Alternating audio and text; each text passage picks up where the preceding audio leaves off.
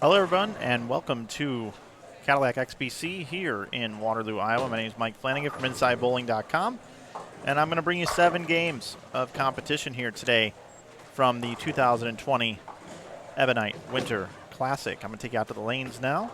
We'll get started over on lanes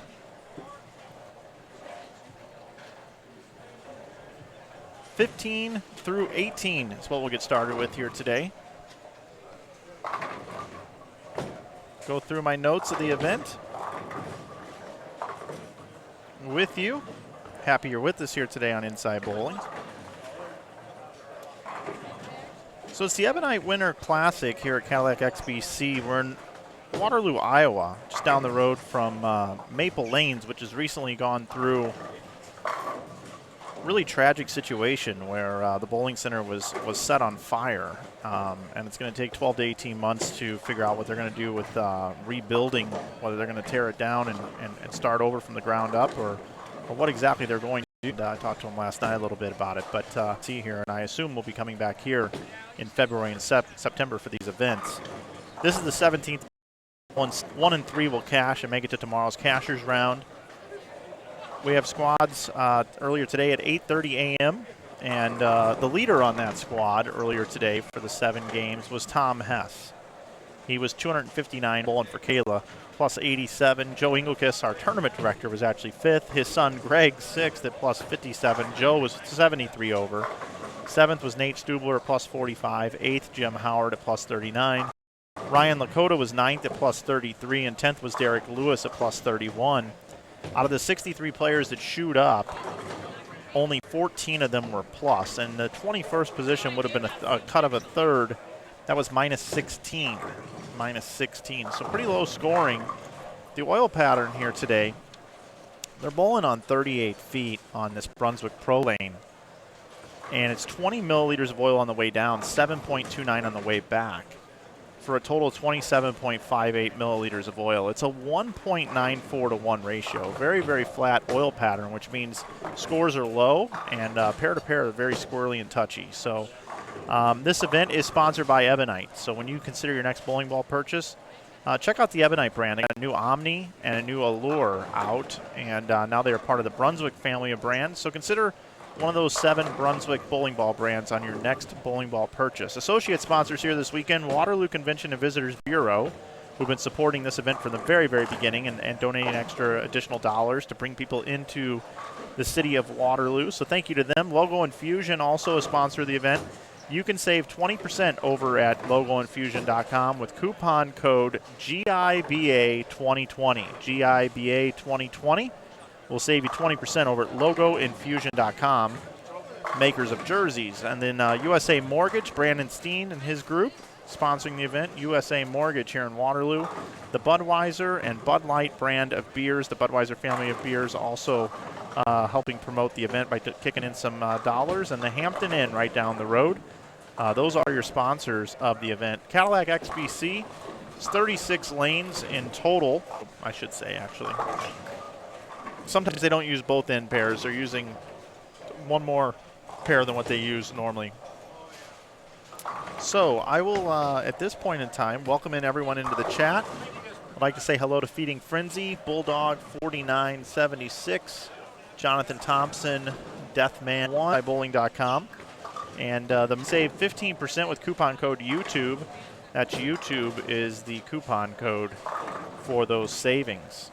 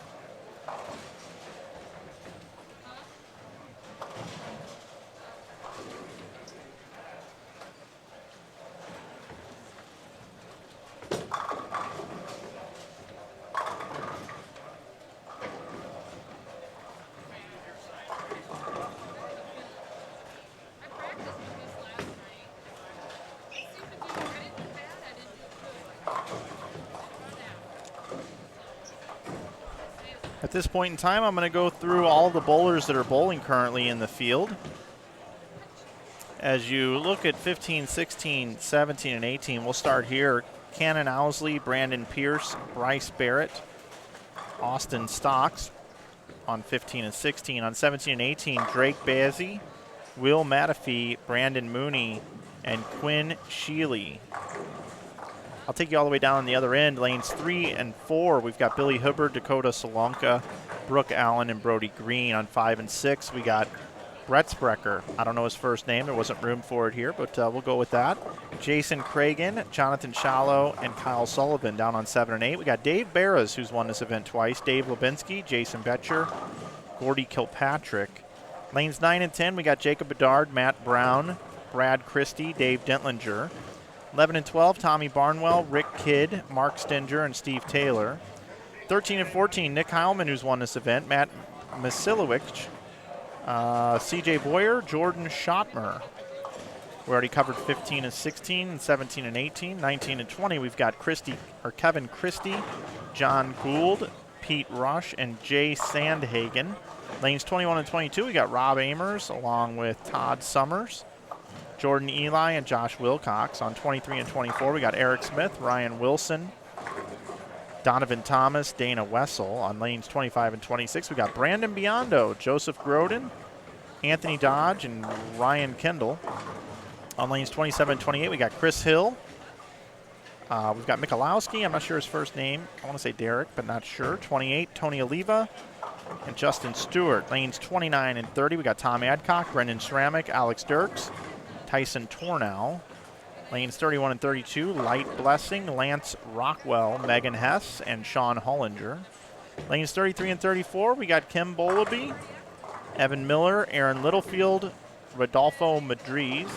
Lanes 35 and 36, rounding out the field, we got Anthony Desco, Connor Egan, Briley Haw, and TJ Rock. If you're looking for standings today from the earlier squad or from this squad, you're going to want to head over to our Twitter feed, which is Inside Bowling on Twitter. At Inside Bowling will get you over to our Twitter feed, and you'll be taken care of over there, getting the standings as you need them throughout the day. So that takes care of our housekeeping here. Again, I want to welcome everybody in to the chat here today. Hello from Idaho. Will I be live streaming high school state bowling next week? No, I will not be doing that. Let's see. Yep, and we are at Cadillac Lanes, known as Cadillac XBC now. A little more of a family fun complex now. Looks like everything's calmed down a little bit. We were having a little bit of stream issues there for a moment, but it looks like that's calmed down and seems to be working a little bit better now. So hopefully that will continue throughout the rest of the day, and we won't experience any sort of shortcomings when it comes to our feed.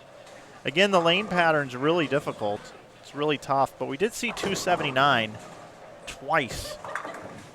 The first game and the second game over on lanes 21 and 22, and that's a good point now that I can take you over that that group of area now. We see Rob Amers.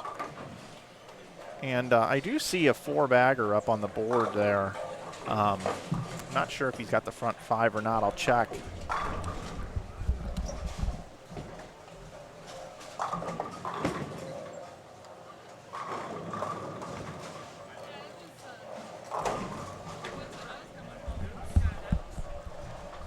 No, it's an open 4-bagger there for letter C on lane 22, but we did see 279 twice, and then we saw a 277 later in the day on 21 and 2. So with the scores being so low, only 14 players plus the first round out of 63, I really anticipate, lower scoring, but to have 3 270 games on 21 and 22 throughout the day tells me that might be a pair you want to catch if you can.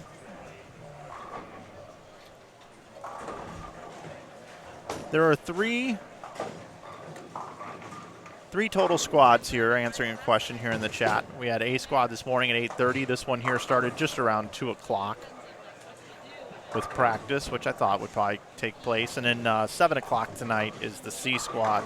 7 games on each. 7 games each.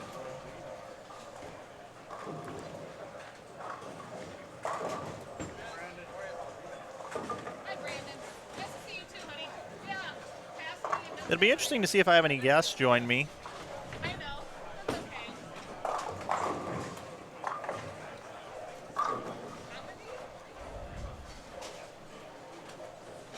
Because normally here I do.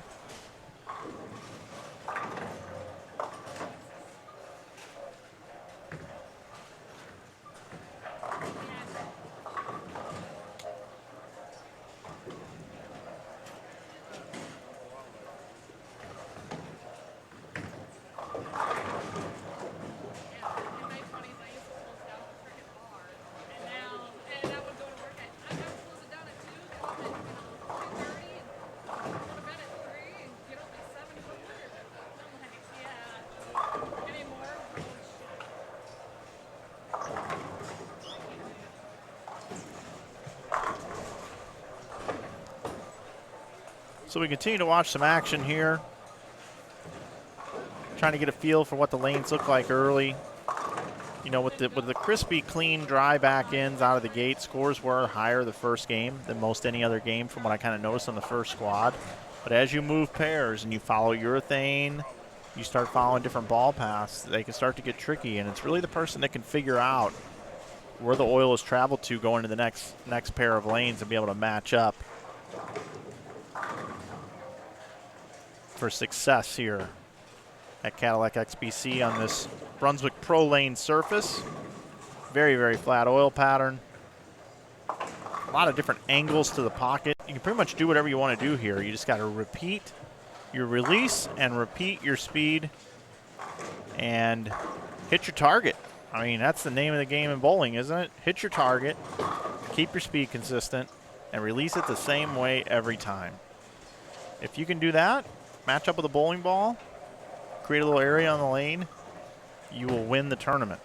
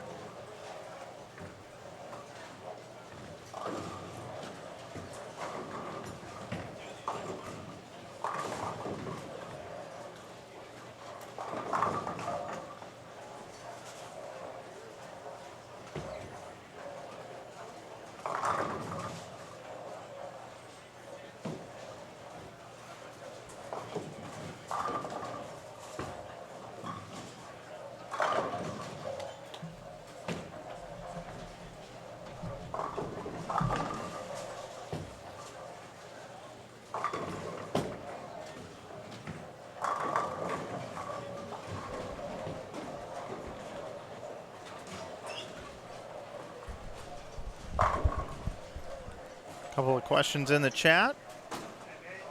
How do we register for these tournaments? You go to, for these, the two that are ran up here every year, you go to GIBA-bowling.com. And you can find all the information about the tournaments there. They also have a Facebook page, Greater Iowa Bowling Association. You can also check out Inside Bowling's Facebook page as well. As we do talk about the event, we create an event page for this as well.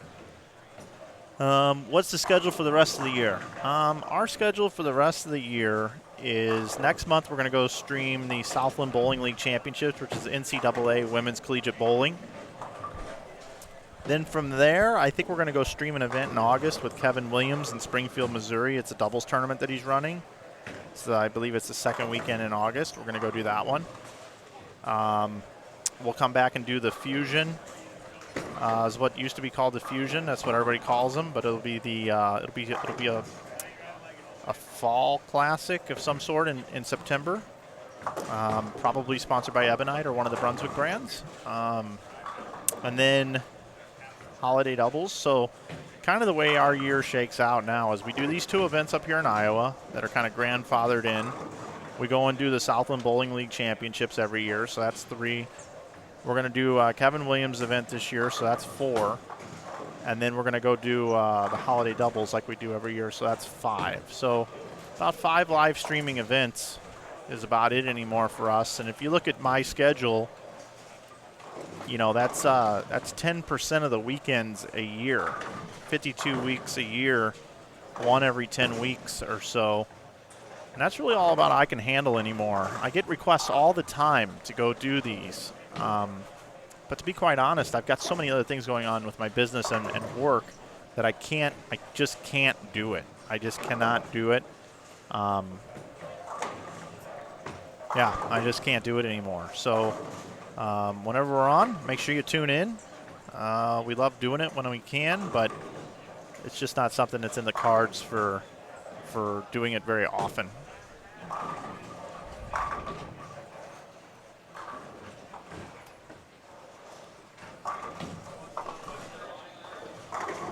I also, everybody, I know that the stream has been a little inconsistent here to start this block, and I just wanted to let you know that I have talked to the folks here at Cadillac XBC. Their public Wi-Fi was still on, and I decided, I told them that was going to need to be released. That we need to turn that off. So too many people are uploading or something in the building that's causing for an issue. I wish we had a little bigger pipe when we came up here. This one's better than the one that we had over at Maple, but it's only what it is. So anyway, I'll keep working through that up here on my end. Just wanted to let everybody know about that. Yeah, make sure you follow us on our social media platforms. We got Twitter, Instagram, Facebook. Make sure you subscribe to this channel here.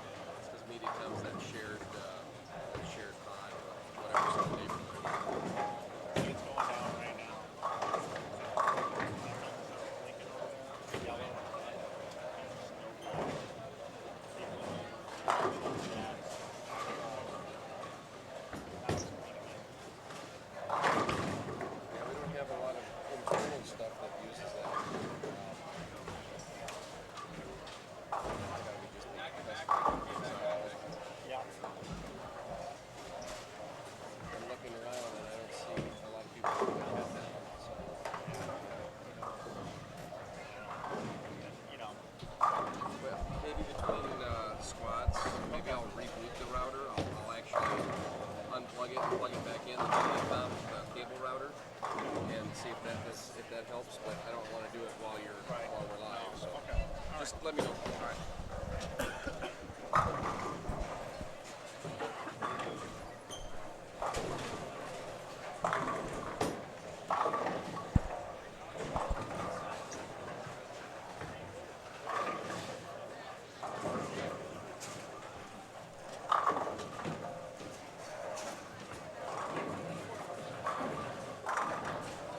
So pretty good start here on 21 and 22. 209, that's in the cut. 237 max score. That's like top 10. 211, that's in the cut. And a big old string of strikes down here on letter D. Next door, 19 and 20.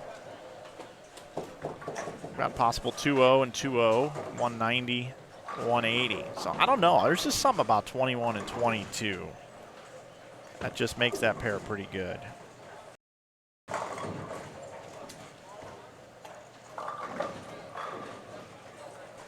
Like, just to give you an idea, take a look.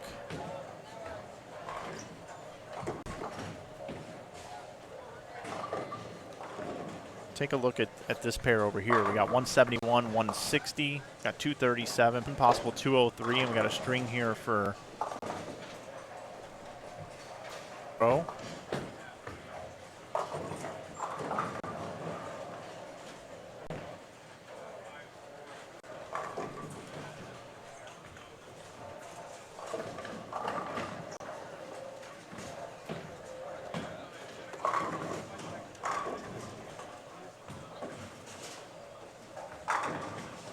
Jordan Eli now has 6 in a row. Yep, 6 in a row. So get them early and then try to go 2-0 the rest of the way.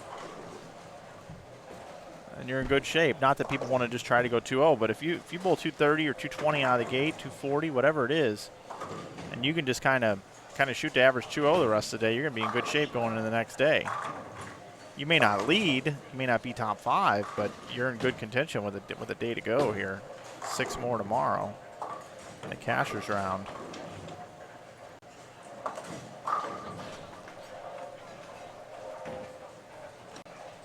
So take a look at these scores here. You got 226, 231, 193, 232.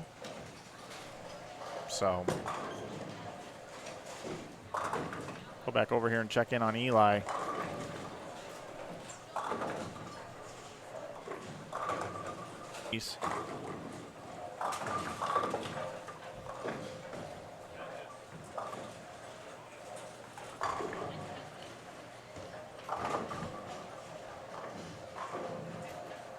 Rob Amers. 217 left. Take you back over 15, 16, 17, and 18. It was 229, Sheely.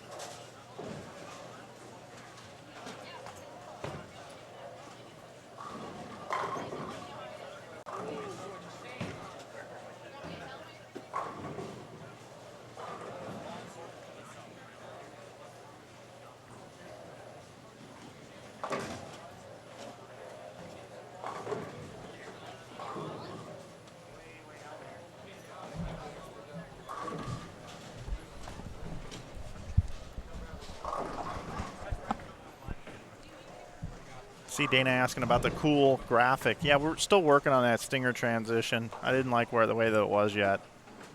It's supposed to transparently bring the next shot in. We're just not there yet.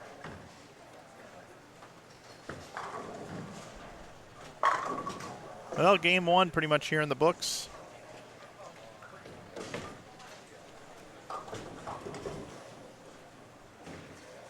Friends coming over here that we just saw. Skip procedure, skip one, skip two, skip one, skip two, skip one, skip two. So you do see some of the same familiar faces go from 15 to 16, 17, 18 over 19, 20, 21, 22. We do have some movement over here, however, on lanes 15 through 18, and we see Nick Heilman, who's a past champion of this event. He's bowling with CJ Boyer, Matt Masilowicz, and Jordan Schottmer. Coming in next to them will be Steve Taylor, Mark Stenger, Rick Kidd, and Tommy Barnwell. They'll be coming in over on 15 and 16.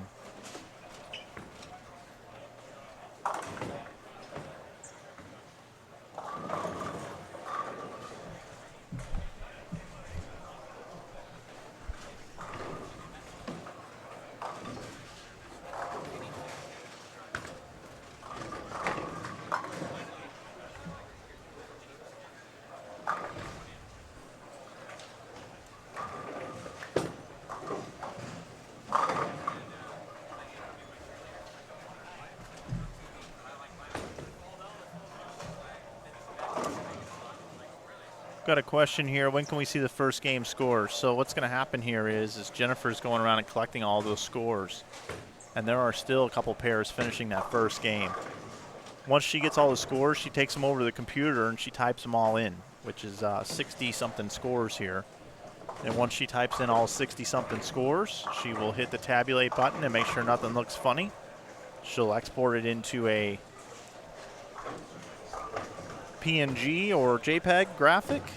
She'll get it posted on Twitter, and while that's going on, she'll hit the print button on the printer, and her mom will come over here and hand me the scores in paper form that I'll read over for you. So that whole deal takes probably about 15 minutes after the last ball is thrown by the last person in game number one, which still has not happened yet. So you're probably looking at about 15 minutes or so. Somebody down on the high end, by the way, went 3 foul to end the game for 229. And that pair, it was either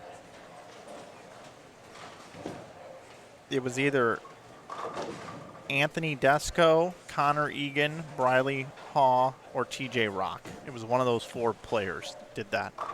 3 foul to end the game. Pretty crazy.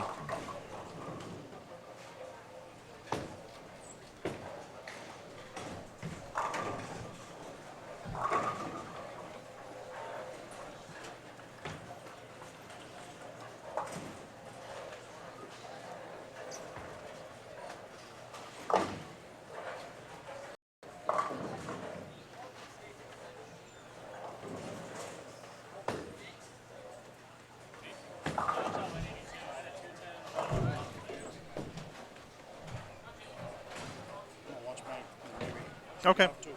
Sounds good. Oh, great. Cool. Yeah, come by if you want. Yeah.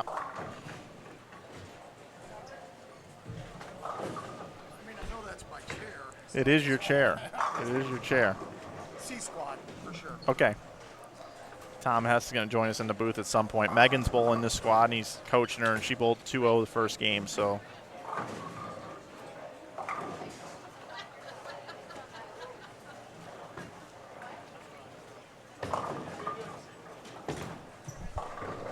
Steve Taylor.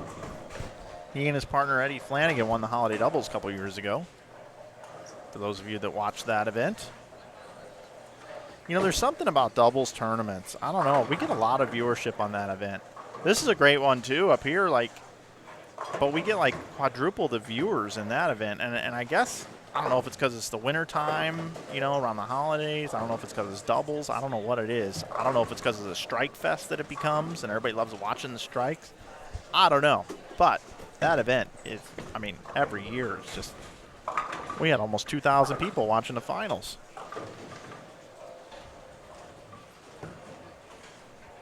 Maybe it's because I got to bring somebody with me or something.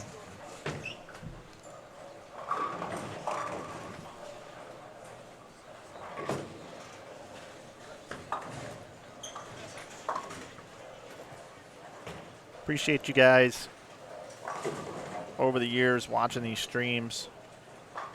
My favorite thing about the streams, it's really not even about the bowlers in front of me. It's about you guys in the chat. I love talking to you guys in the chat. It's always fun talking to you guys.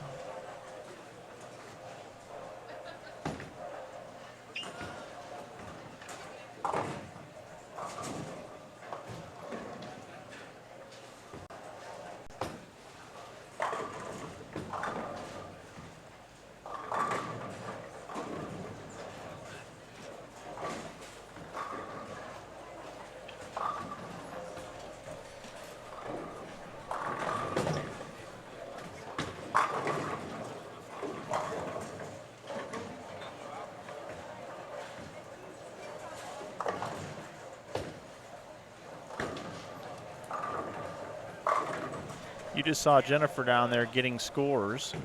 If you were looking down the settee area, she's the one that walks around and gets the scores. So she's getting them now. She'll be inputting them shortly. And once she gets through the first game, then it gets easier.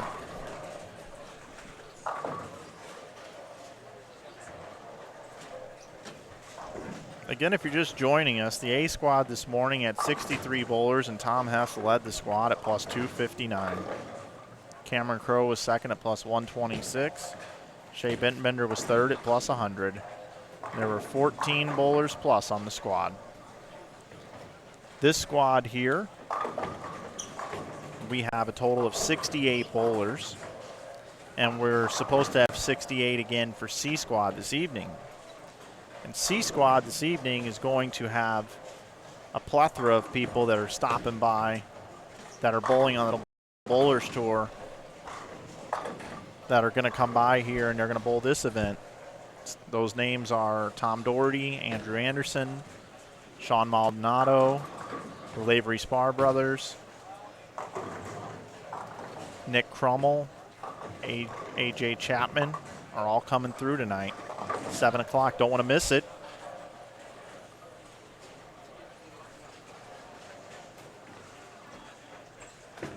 I'm going to guess Doherty is going to use urethane outside.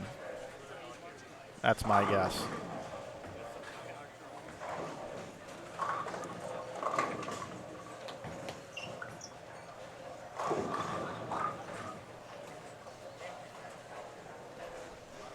Maldonado sometimes, when everybody else is using urethane, he likes to get in the middle of the lane, curve it a little bit. It'll be interesting to see how he plays them tonight.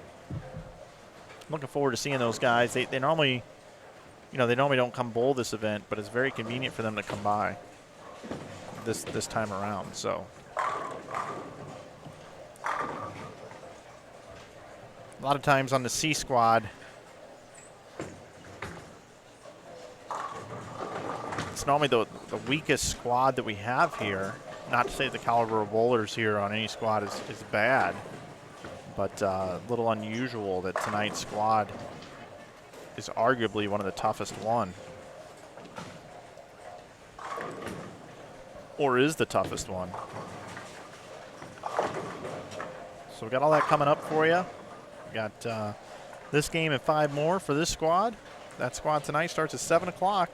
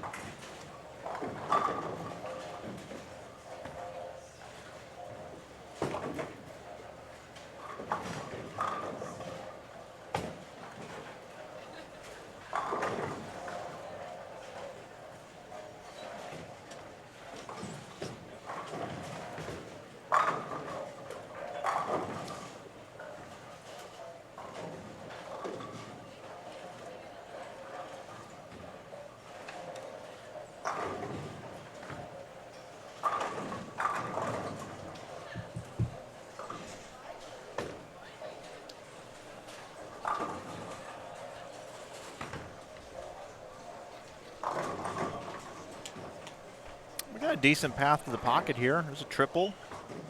Been seeing a lot of gutters. Wesley Lowe guttered on 17 and 18. I see a gutter up on the board over there on 15.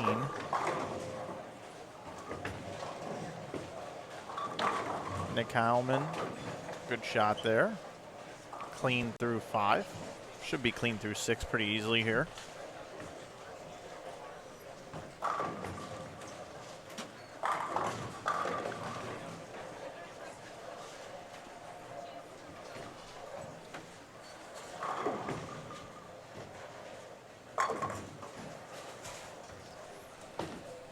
Check out 19 and 20.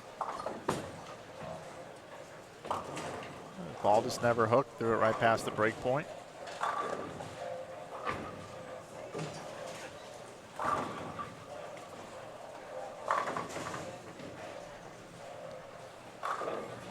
Lanes 21 and 22. Got a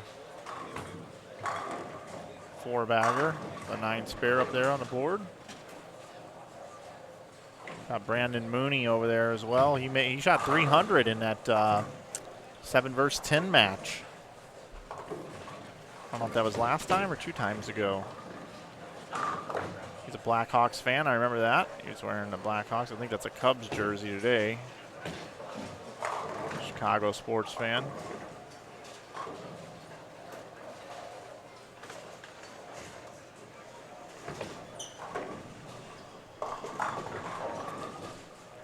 Will Matafee, 4-bagger spare.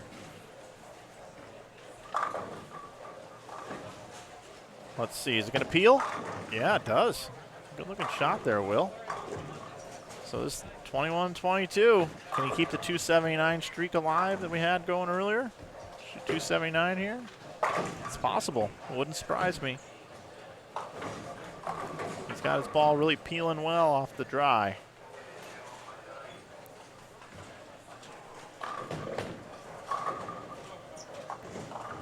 Go back over 15 through 18. Checking on these guys. We'll keep you posted. We'll keep an eye on Mr. Matafee. Bring him back up for you when he's up next.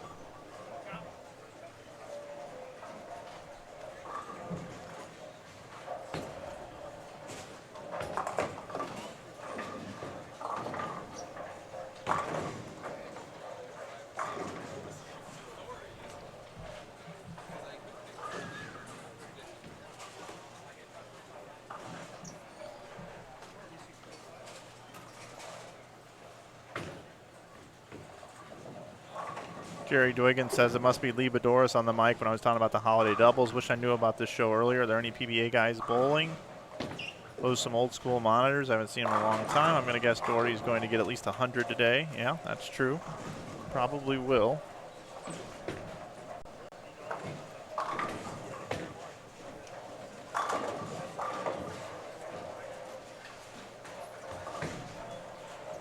Let's see. If bowlers make an appearance later, get them in the booth, then rematch. Oh, Bowers, Brent Bowers. Have the Tangs ever did this, or have they seen them on yet here? Tangs are at the U.S. Open, that's correct. Put it back on Barnwell and Taylor. I think I did that already.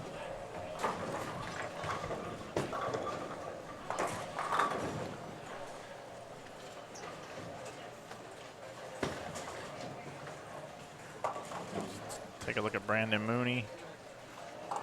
Throwing it right side spares again.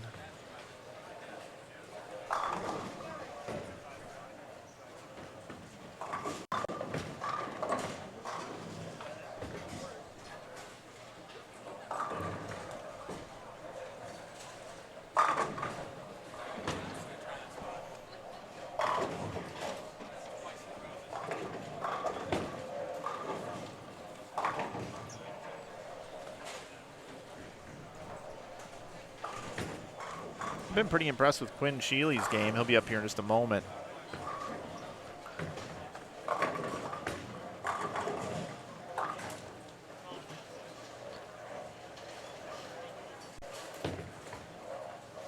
You Steve Taylor fans, there's a strike for Steve.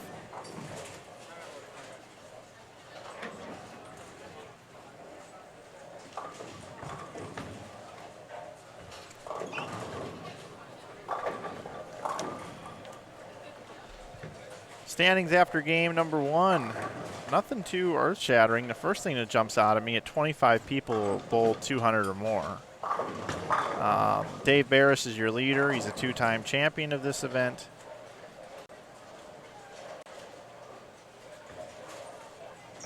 At plus 45. Jordan Eli is second at plus 43. Third is Brandon Biondo at plus 32.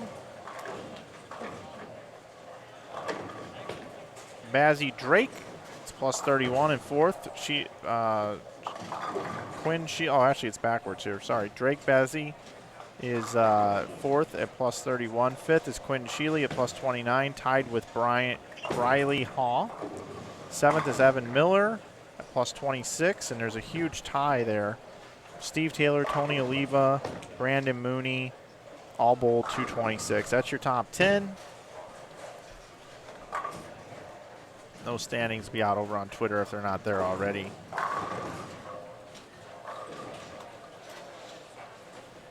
While I was reading that,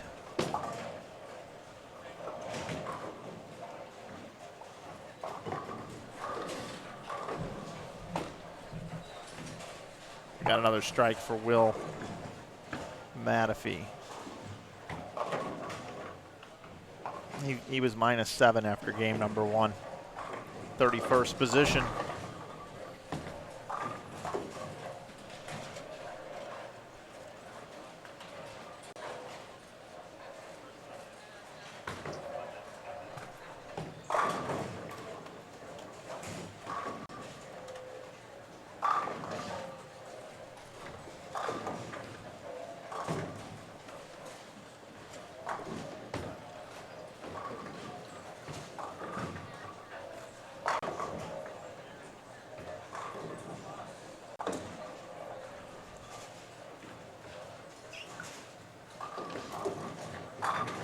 Boom.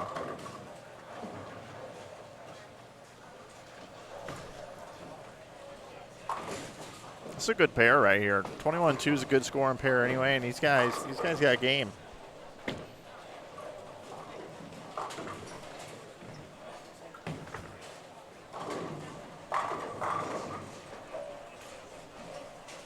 you see the solid 8 over on 23 just to the right there? Thank you very much. Here's Matafee, still got 279 left. Wow, I mean, just right over, that's textbook. And that is perfect.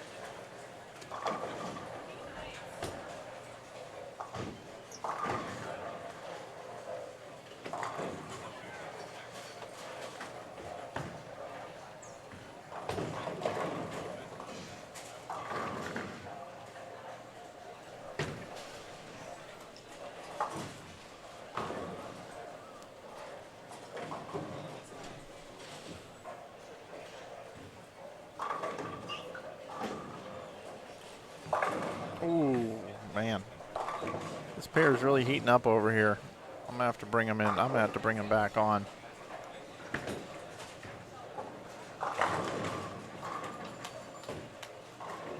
I'm actually seeing a lot of guys lined up here.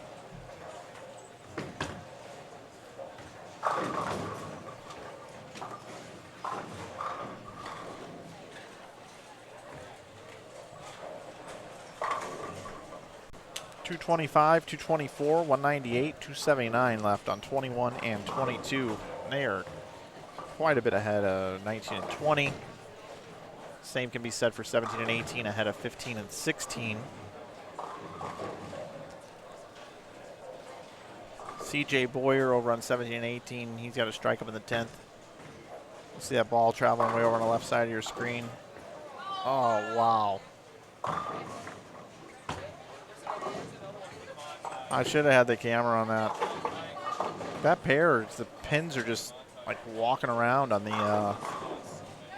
deck.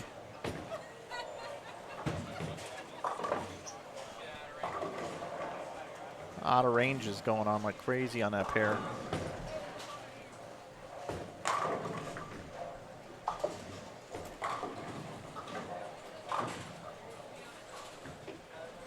So Matafee can still bowl, I believe, 257. Is that right? 257, I think. Yep, 257. So we'll see if these guys can get 220s.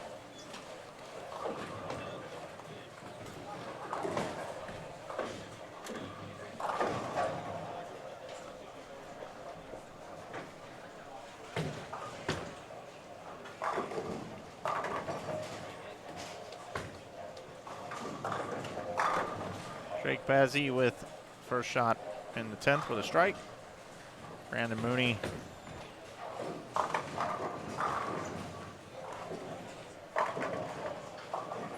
was in 10th after the first squad, or after the first game of this squad, I should say. He shot 226.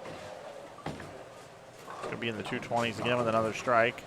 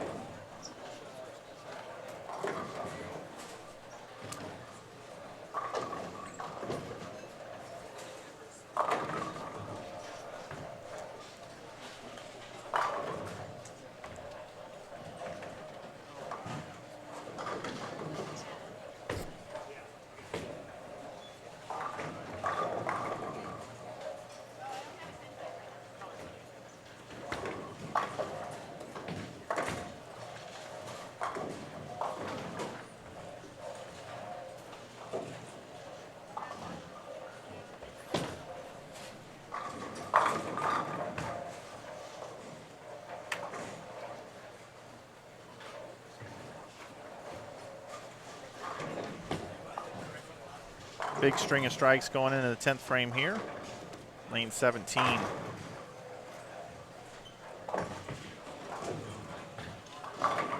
Oh, look at the messenger.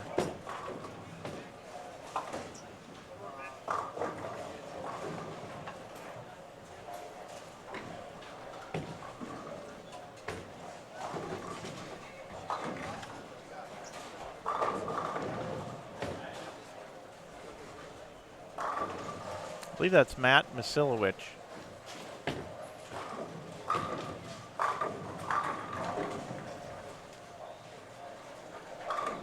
Jordan Schottmer with a four-bagger going into the 10th frame, keeping it tight in the middle of the lane.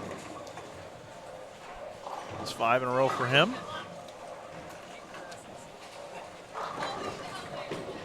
.224 for Mooney.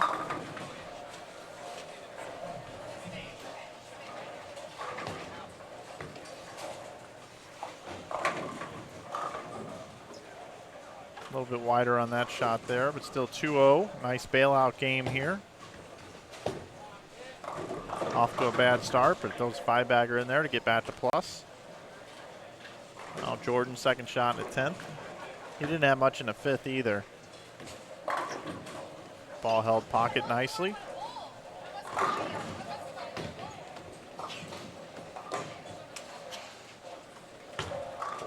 Might be here, let's see, 230s.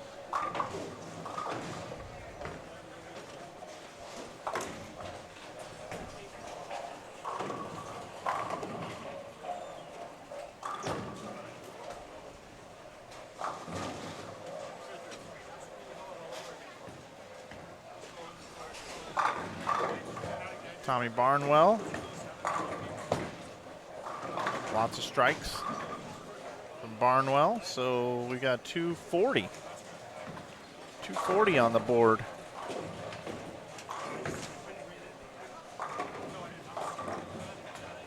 Pretty good pair there. 31 over is a pair. Mark Stinger Throwing at the 8 pin.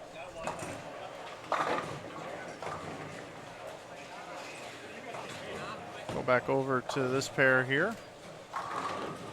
Missing the head pin is Will Matafee. Could have been in the 250s. Now he's going to be in the 240s with a spare conversion. Double into 10th for Quinn Sheely. So Quinn's going to open up with, looks like 229 his first game. Well, 224 this game. Pretty consistent and a great start for Quinn.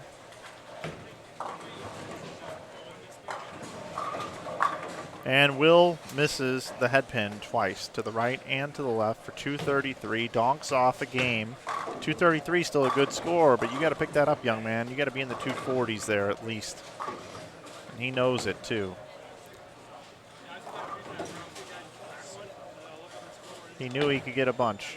He knew he could get a bunch there, and he's still frustrated.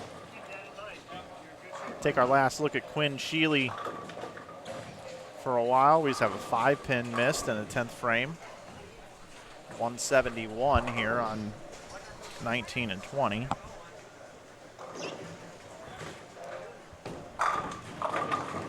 We are going to bounce out of there now as Quinn finishes with another strike. We're looking to go over to Tommy Barnwell. See nothing but strikes up on the screen. Lane number 15. Barnwell feeling it, running it out, fist pumping it. Game number 2 of qualifying, B squad, Tommy Barnwell. He's feeling it. Steve Taylor, still got 205 left. Kind of grinding out this game like he always does.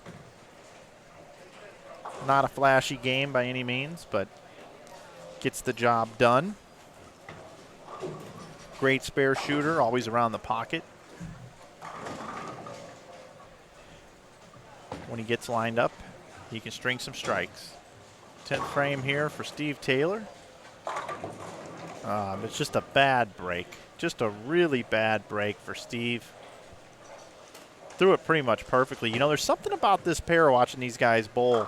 It's like on the right side of the lane, if you feed it a little to the right, that ball's set up nicely for you in hold pocket where these guys are attacking the lanes. Barnwell's really showcasing it here and showing it to us what's possible on this 38-foot oil pattern. 1.94 to 1 ratio, very flat. 27 milliliters of oil on this Brunswick Pro lane. And I haven't mentioned his name, but Rick Kidd, one of the good guys in bowling. Really like Rick a lot. He's up on lane 15 now. Rick got a string of strikes going. Let's finish this one out here, Rick. Let's do it. Let's go. It's all start try here. Let's do it. Yep. So the old 3-6-7, 2-8-10 for a right-hander. He knew it too off his hand. He's got purple on his shirt, and he's got a little purple in his bowling ball. So at least he's kind of matching here a little bit today. Maybe he'll slide it over. Steve Taylor, another strike, and he's just frustrated because he ran over the rack for that 7-pin. So 194 for Steve Taylor, a well bowled game. He'll get out of here. There'll be some point today Steve Taylor will pop 250. It'll happen. He'll shoot 250 one game. He'll be like 60 over at the end of the squad. Something like that. Rick gives it a run, just gets 1. So Rick comes out of this game here after doing all that work in the 6th through 9th frames for 197. And he knows he's frustrated with that. Here's Stinger now. He needs some strikes. He can only get to 173, and he needs it. Now he's staring at a baby split. Disaster here for Stinger, so he's going to be in the 150s. Let's see. Stinger the first game. Rick Kidd bowled bad the first game too, 159. Let's see, Mark Stinger. He bowled 209 the first game, so this is frustrating. Here's Tommy Barnwell now.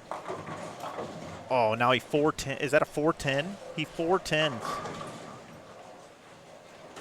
Had a huge game going, big game going for himself. Could have been the 250s. Now he's staring at a 410.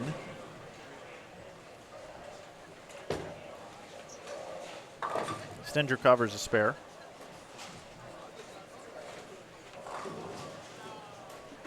Barnwell bowled 206 the first game. Still in a good position, but bad breaks here in the 10th frame for both Barnwell and Taylor.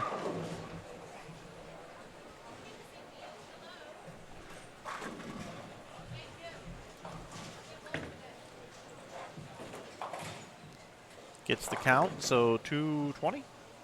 1? 220. Yep. Well, that's going to do it for game 2.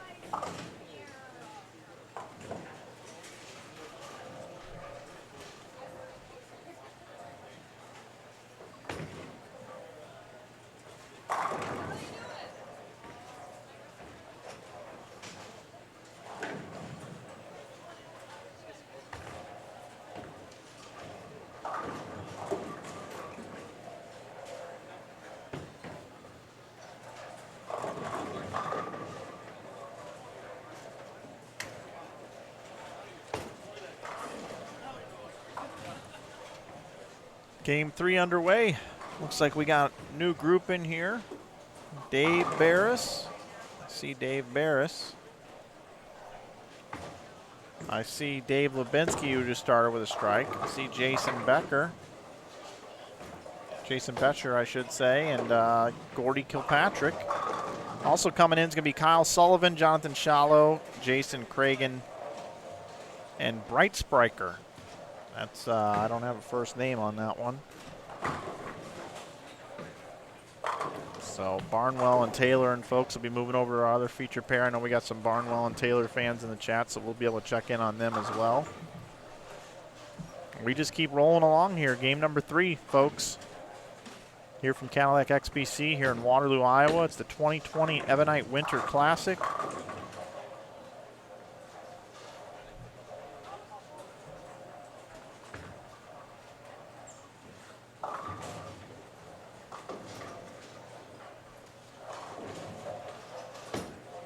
I see our store's been doing really well today. You guys have been supporting this store like crazy. Really appreciate it. InsideBowling.com, our merch store. 15% off with coupon code YouTube. You can get hooked up. Wear that bowling gear out and about.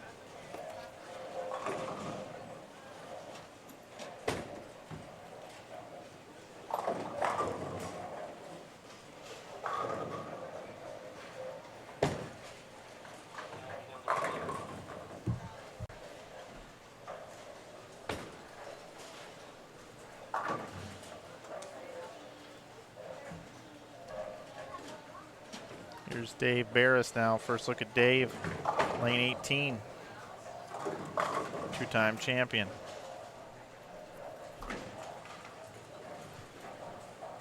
Hi, everybody. How you doing? Doing well? Good.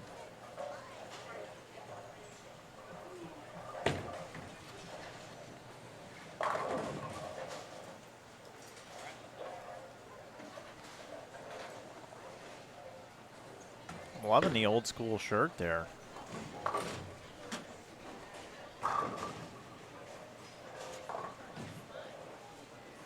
Gordy Kilpatrick. The old school Ebonite shirt with a turbo 2-in-1 grips embroidered logo on that shirt. Hi, Dave. Dave Lubinski looking for a triple. Hook.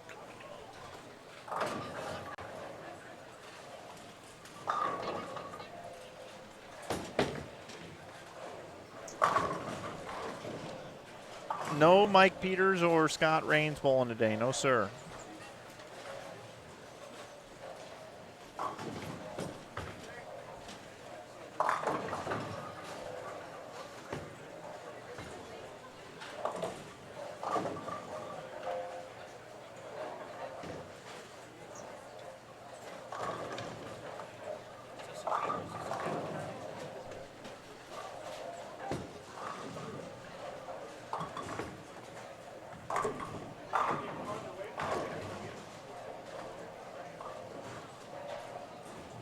Jason Betcher just asked, is this a camera pair?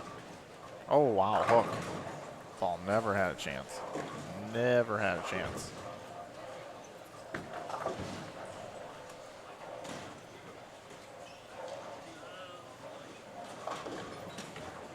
Betcher just asked me that. He's got 3 in a row. Is this a camera pair? I got 3 in a row. You know you're bowling good when you go up here. You're like, oh, man, I got triple. I just switched to this pair. I got 3 in a row in the pocket. I'm looking around at somebody talking. Oh, there's Mike. Hey, is this a camera pair? Yeah. Oh, yeah. Yeah, it's a camera pair. Oh, okay. Cool. Cool. I got to look. I got to look on this pair. Mike, this could be it right here. Let's watch old Jason. He's feeling it. He's never, ever come up to me and asked me if there's a camera pair. So he's either black clouded himself or some greatness is about to take place right here. About 3:30 in the afternoon, Central Time, on Inside Bowling. And he black clouded himself is what happened. Which there is no such thing as, but 3, 4, 6, 7 he leaves now. Maybe he just wants to dazzle you guys. Maybe he wants to say, oh, this is a camera pair? Well, I need to leave a bunch of splits and pick them up for you. Wow, that looks really good. That looks really good. Dave Lubinski, he's got his ball tilting off the spot just about perfectly.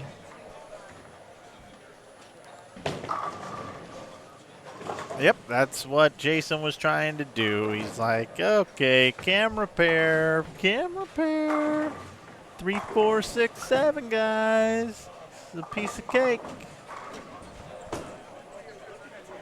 Maybe he'll take requests and pick them up. Maybe he'd like to take requests. That would be cool. We'll do that. Here's Dave Barris. Oh boy, I was a little left to target on that one, but I still struck. He looked up at me too. He knew he was a little left to target with that one. He knew he was a little left. Oh, look at this ball hit. Look at that. Oh, I thought it was there. I thought it was there. I was going to kick that 10 out. 6 right off the sidewall into the 10. I'm loving the shirt, though. I am loving this shirt for old Gordy Kilpatrick. I'm going to put Gordy at 93% on picking this 10-pin.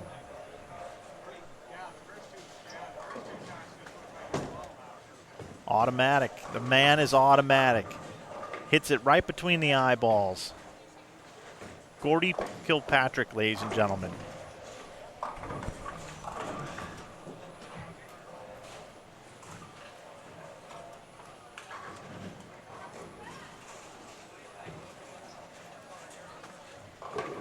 Appreciate everybody hitting the like button down below, subscribing to the channel. And here's Jason. This is old Hollywood Jason. Hey, is this a camera pair, guys? Is this a camera pair? Look, he's looking up at me right now. Yeah. Yeah. Yeah, he knows it too. He's 3 for 4. He's 3 for, or actually 4 for 5, and made that big old split. Now here's Lubinski, who's like, you know, I left a 7-pin over here the last time. And I thought it was a pretty good shot, and it was. Now he's going to try to hit it for all it's worth, and boom, daddy. Double, 9 spare, double. This is a fun pair to watch. I'm kind of into this if you guys haven't been able to tell. I do got 2 other pairs going over here to the right, but I'm just going to stay here because I'm kind of feeling it right now. We got new bowlers coming in at 15 and 16. Oh, look at this. Is it going to hold? Is it going to hold? Oh, no. Inside a target, trying to force it into the pocket after the weak 10 pin. But I got news for you. Old Gordy here. He's a grinder. He's going to cover this. I put him at 89.5% on the spare. Even though it is flat, it's easy to slide past the 3. Here's old Dave Barris. Let me show you how you do this, Gordo. Flat 10. A little lack of hand there. That's what Dave Barris does. He's going to go double, 9 spare, double, 9 spare, 9 spare, 9 spare, double, 215, go to the next pair. That's what Dave does all day long. Although he did bowl 245 the first game and is leading the tournament, so I really don't know what I'm talking about. But just to give you guys a little something that's going on down the high on the other pairs, Tommy Barnwell opened with a double and just took 4 through the middle. His bowling ball is going way sideways down lane. Mark Stenger's got an opening triple. I'll keep you updated on that, but I'm staying here. These guys are already in the 5th frame. These guys are bowling fast. Coming into the camera pair, I see Jonathan Shallow, Kyle Sullivan, Brody Green, and the man known as Brett Sprecher. All right, so Dave covers his spare. Dave's like 97% on 10 pins. It's like shooting a free throw for Kareem Abdul-Jabbar.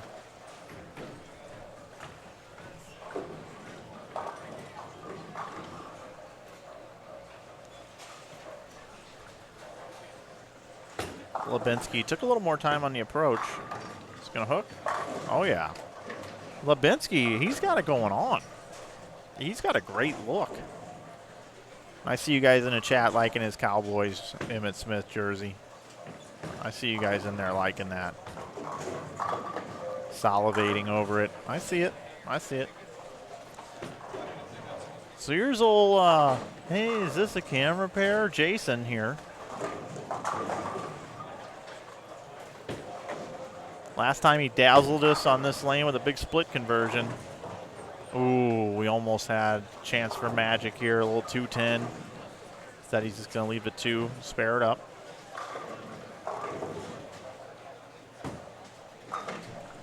Got our new group in here, Shallow. Ooh, just gets the 10 to go.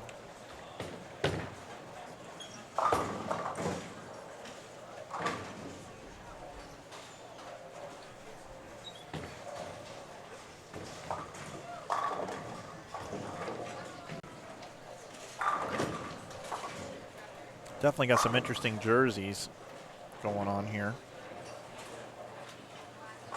I want to show you Barris, but I got to show you Stinger real quick. Yep, that's how you jinx him right there. He had the front 3 prior to that. There's Dave Barris with another kick out of the 10. Dave Barris, ladies and gentlemen. All right, let's see. Gordy's got a little 7 spare, 9 spare, 8 spare working here. I'm going to set the over-under on Gordy here at 9.5, and I'm going to put the entire farm on the over. Oh, that's got a hook.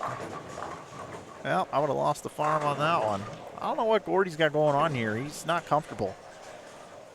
But he's still all right. He's got 102 in the 5th. For as lost as he looks right now, I mean, he's just grinding away. I don't really know how that one just hydroplaned like that. I know he's kind of in no man's land. He misses a little left. He's through the face. Misses a little right. Misses the head pin. But there he is, grinding away, covering spares. He'll figure it out. He'll figure it out. Lubinski's the guy with the best look. He's got the most raw power. And is the most consistent with it. And he's won an Eagle too, folks. He's won an Eagle. He's been here before. He's been in big moments.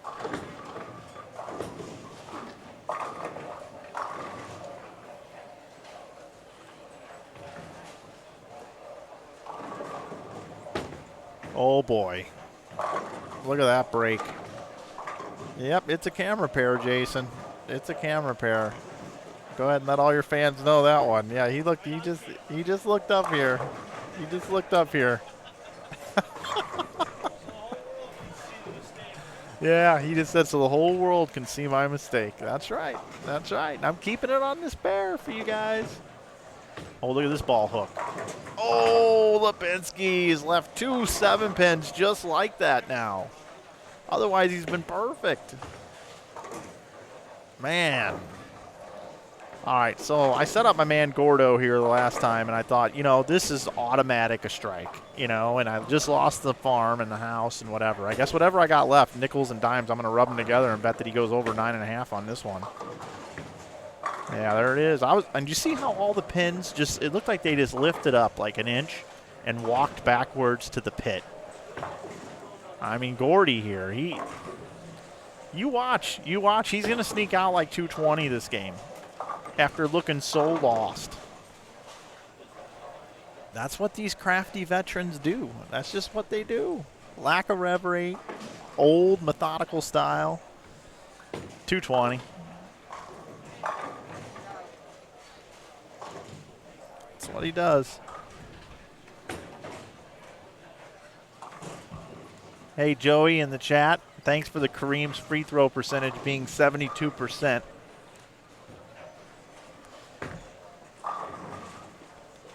Oh, see, I told you that's what Dave Barris does, but he's looking for a double in here. He's normally double 9 spare, and now he's gone back-to-back 10 pins on lane 17, and that's why Dave Barris is just 215 you to death. I mean, to death, he'll 215 you.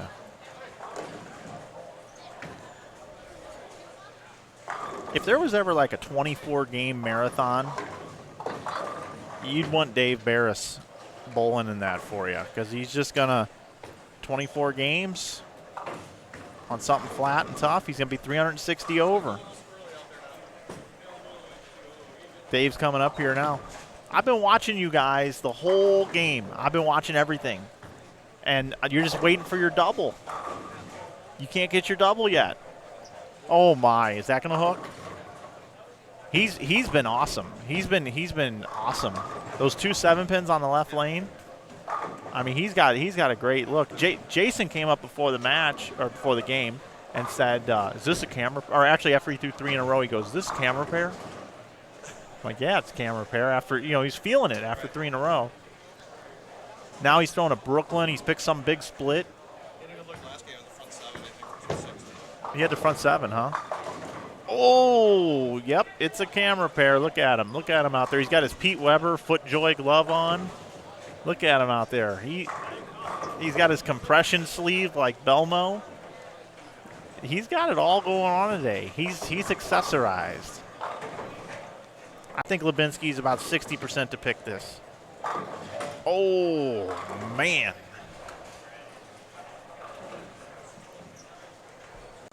And once again, look at who we got coming up on 17. We got Gordy.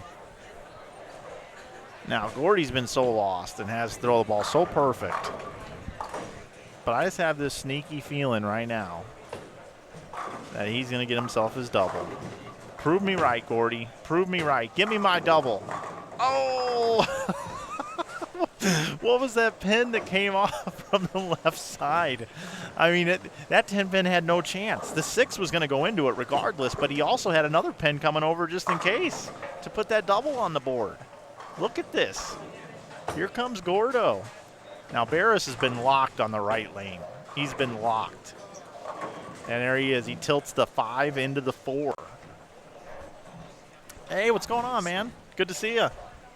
John Chapman in the house. Coming to watch his son AJ bowl tonight. It's a proud papa. Been bowling good on tour. No shows, but been bowling good on tour. No shows this year, I should say.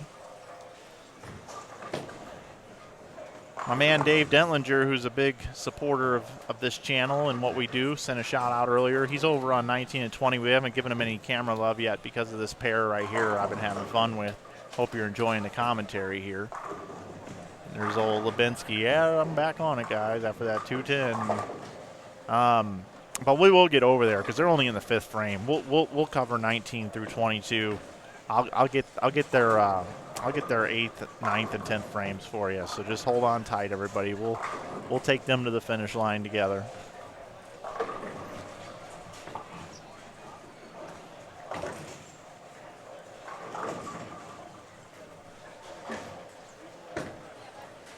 All right, here's old Jason. Oh, is this a camera pair, Jason? So Jason can bowl 250. Oh, he likes it. Oh, he pures it. He pures it. He's like, I got you, Mike. I see you up there in the booth. I see you up there. I see what's going on. I'm going to bring myself on screen now down in the bottom right-hand corner just because I'm having too much fun watching this. Okay, that way you guys can see me react. It's like those reaction videos to what you're seeing. Okay, here we go. Here's Dave Barris. He's looking for his double. Oh, he was soft with it. Oh, another 10-pin for Dave Barris. Oh, my goodness gracious. What else does this man have to do on lane 17 to get a strike? He just can't do it. So now poor Dave Barris here. I said he 215'd you to death. So he spares this. Oh, he wraps a 10. And as you can see, his right knee just buckle. The old buckler. Barris automatic on the 10-pin. So Dave Barris got 219 left. Old Gordo here, he really wanted this one. Kilpatrick, he wanted it. He can still bowl 221 though. You watch, and look, this is gonna run over the pin. Look at this, automatic. The guy's automatic. Okay. So here we are. It's 10th frame. We got old Jason who came up to us at the beginning of the game and was like, "This is a camera pair." After he tripled, and he's got 256 left after converting the 3, 4, 6, 7. He's bowled a pretty good game. He's got a Brooklyn in there. But here he is in the 10th frame. Can he bowl in the 250s? Oh, another Brooklyn. Didn't like it. Didn't like it at all. And the man who's bowled the best game on the pair, Emmett Smith fan, Dave Dentledger's over on 19 and 20. Dave Lubinski can bowl 234.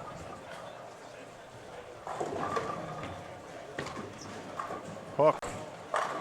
Oh my. You see when that ball goes through the pins, guys, that ball it's headed for the 8-pin and just set up and flip and just goes right into the 8. And Jason here is going to have a great game. He's going to shoot 235 if he fills it up.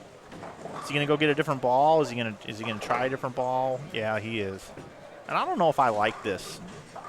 He's got a good look. I don't know if I switch balls, leaving a pair when the next pair could be so different. I'd get all the pins you can get here. Oh, Lubinski gets the 7 out late. So he's going to be in the 230s. So both leadoff guys, 230, 230. So Lubinski can bowl 234 and Jason can bowl 235. But Jason's switching balls here. And I understand why guys try fill balls, but I don't know. I don't know about this. Now he goes Brooklyn again anyway. So he bowls 235 on the camera pair. He's going to lead the pair. He shuts out Lubinski. Not that it matters because it's qualifying for crying out loud on a B squad on a Saturday afternoon here in game number 3 of 7. But I think Lubinski's keeping the same ball in his hand, I believe. He's like, I'm lined up. I'm good. I don't need to mess with this. Boom. Great game. Lubinski bowled a great game. Is that Shallow over there on the front 4, by the way? Looking for 5 in a row on 16. Yeah, it is, because he struck on his first shot. I remember the 10 fell late.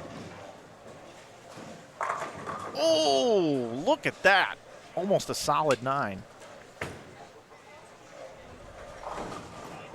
There's old Gordo. He put a little extra on it and missed right for a 2, 4, 8, 10. Yep. Not what he was looking for. Nope. hydroplaned on him. Got around it a little bit. Ball never flipped.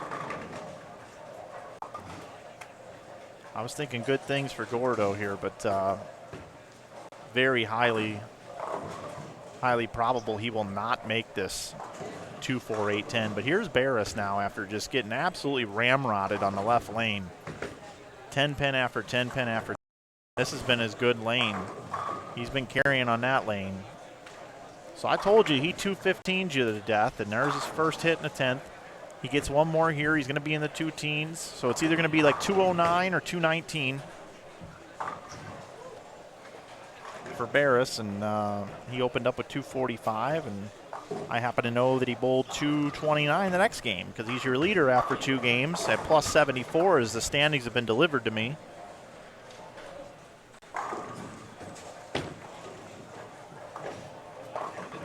Gordy gets his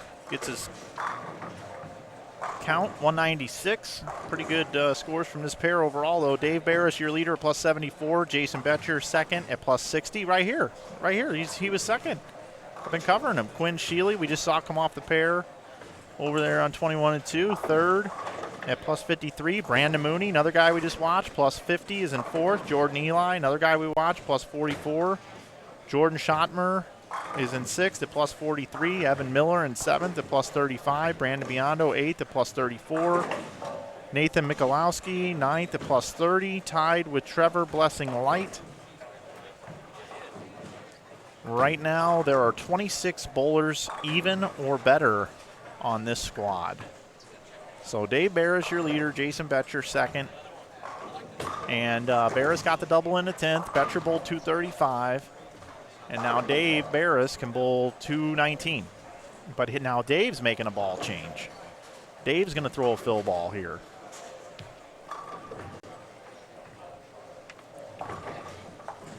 If you look over there, we've got the front 6 for Shallow.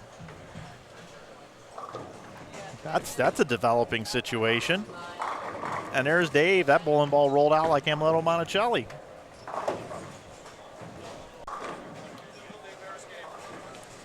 That's a Dave Barris game. Yeah, Dave just looked at me and goes, that's typical Dave Barris game, 219. So the skip procedure, skip 1, skip 2, skip 1, skip 2. So they skipped 1, they skipped 2, now they're going to skip 1. I think we're going to have more of these guys. But that was fun to watch. I'll keep an eye on Shallow, but I promised you guys that we would go over here and check in. That we would go over and check in over here on 19 through 22. So we pick it up here in the 10th frame a little bit later than I anticipated. But there's Steve Taylor. He was looking for 220 there. He's going to be 2-0 now with a spare strike. Rick Kidd, possible 189, still struggling. Stinger, 212. That'll be a nice recovery for him. And Barnwell looks like he has 237 left, if I have that correct. The order of bowlers. Next door over here on 19 and 20. We've got let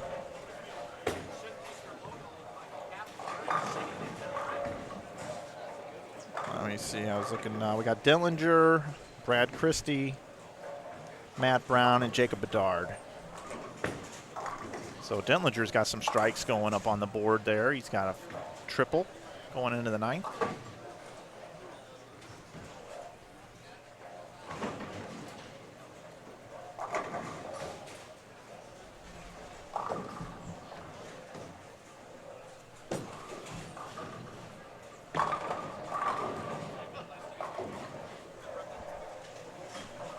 Hey, Al, thanks for the kind words. Al here in the chat, trying to boost my ego, says, Mike, every time you're doing a tournament, it feels like a holiday. Thanks for doing this.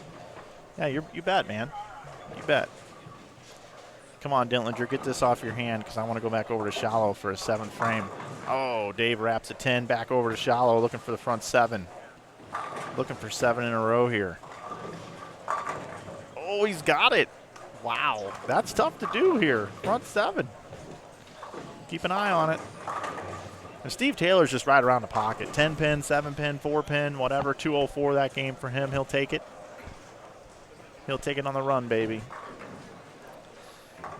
little REO Speedwagon for you there this afternoon.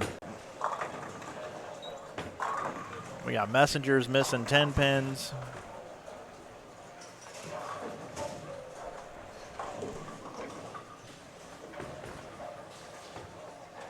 Overall, good scores through right here. We got a good crop of bowlers on our featured pairs here. It's been a fun game to watch.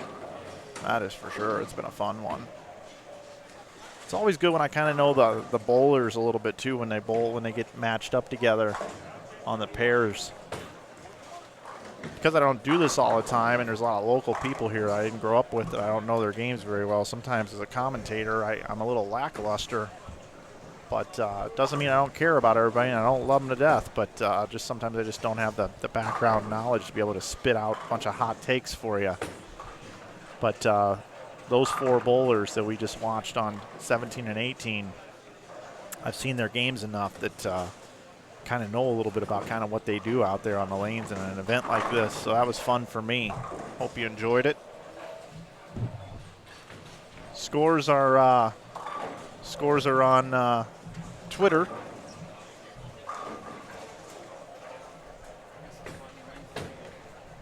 Hello, Sean.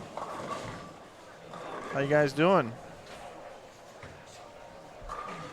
Maldonado and Doherty showed up.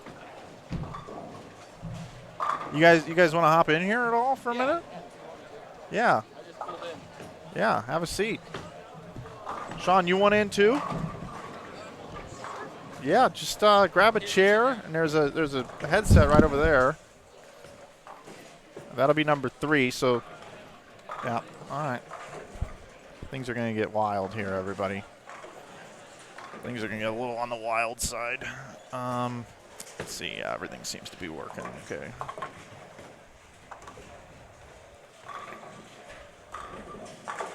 Don't let me forget, Chad, about Shallow with the front 7. Is he going for 8 yet? Hold on, let me see. Yeah, he's got. I got to get over there real quick. We got front 8 possibility here. And then I'll introduce our guests. All right, I've got Sean Maldonado and Tom Doherty now just stopping by today. We're looking at lanes 15 and 16, guys. Lanes are tough, and Jonathan Shallow has the front 7. He's pured every one of them. Well, that's the first shot we've seen since we've been here, so. And he leaves a flat 10. So, all right, but perfect. Still, that's good, though. Or bad luck. Or bad luck. But there's a gutter ball at the arrows on 22. Oh, yeah. Yeah, that's Tommy Barnwell. Okay. Yep, 2 of the guys on that pair are actually doing really well. Did you guys watch any of the tournament on the way over? We had it on just at the beginning of this squad. We watched basically warming up, and then the first 2 or 3 frames before we lost signal in the middle of wherever we were. Iowa, yeah, that'll do it. That'll do it. So we literally just drove in, came straight here. We made the trip over this morning, so we figured we'd come in, check out the lanes, let my man Sean Maldonado, my ball rep, let him figure it out, so we have a game plan going to tonight, because he's a lot better at that than I am. So that's the plan. I'm going to give him let him take some look-sees, and then we'll probably go get a hotel and come back and bowl it. What time do we bowl? 7 o'clock, I think. 7 o'clock. Yeah. Are we on time? Pretty close. It runs pretty close here. Okay. Yeah. You guys are kind of.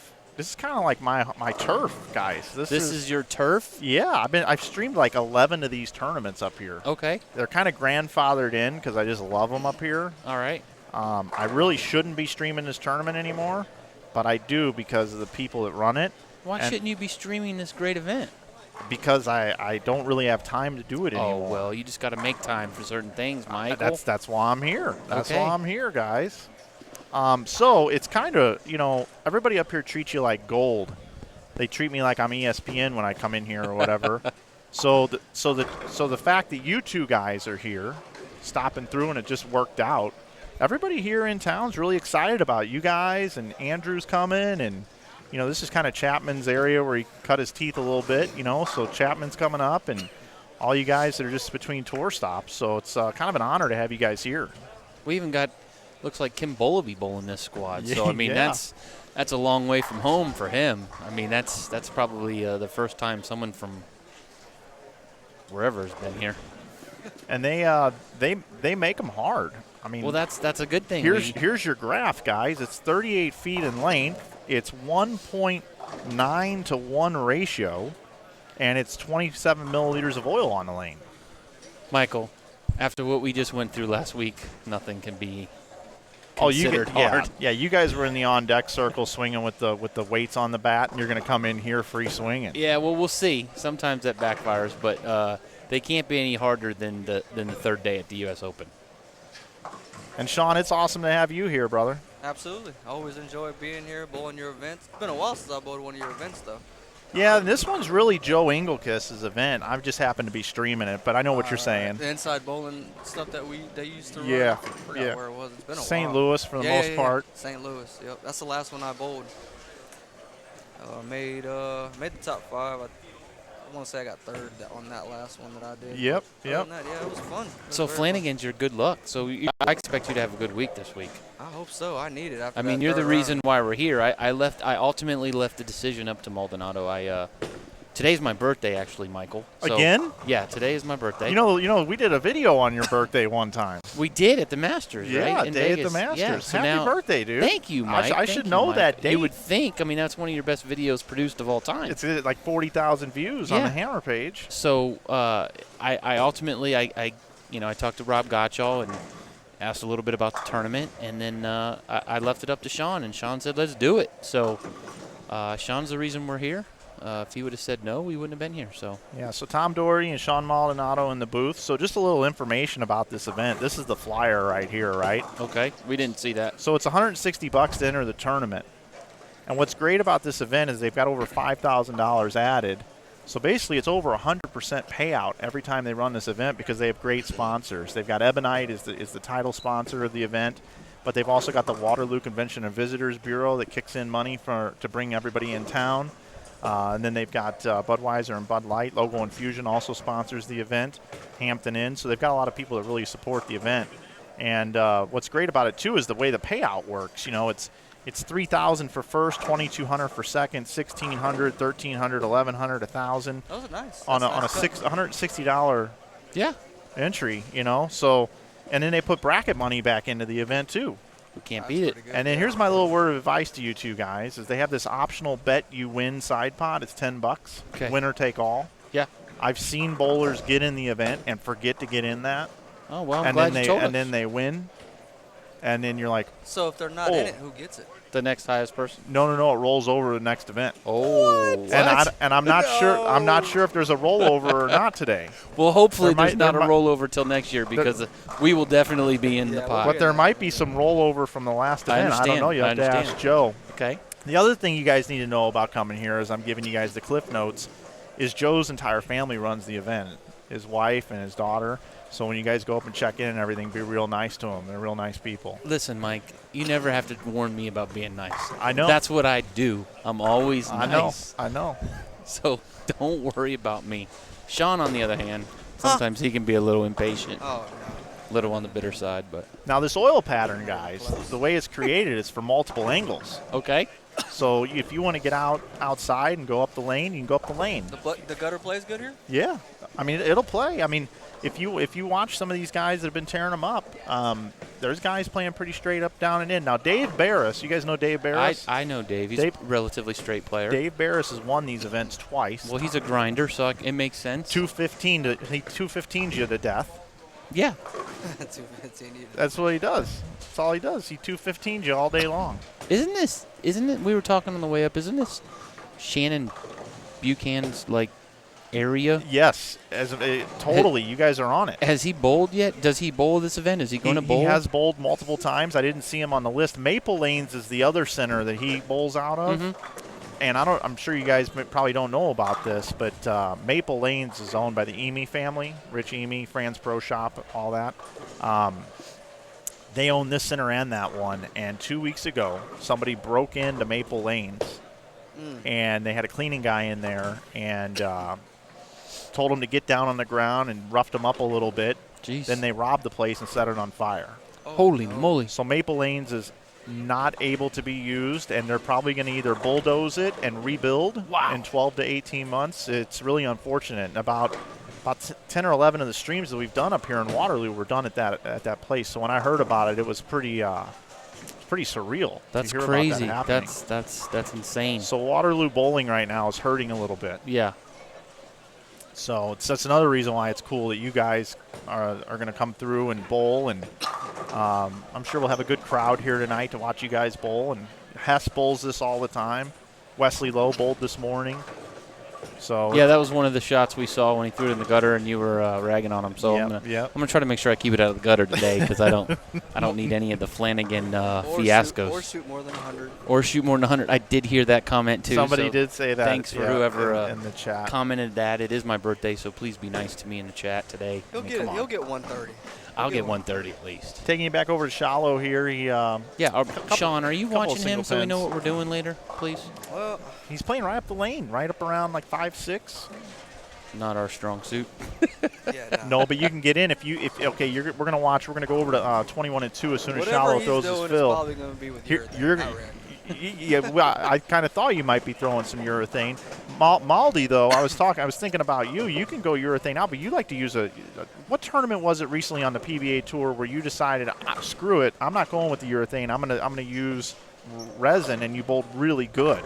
I remember that because I put the clip together and had to put it on social media.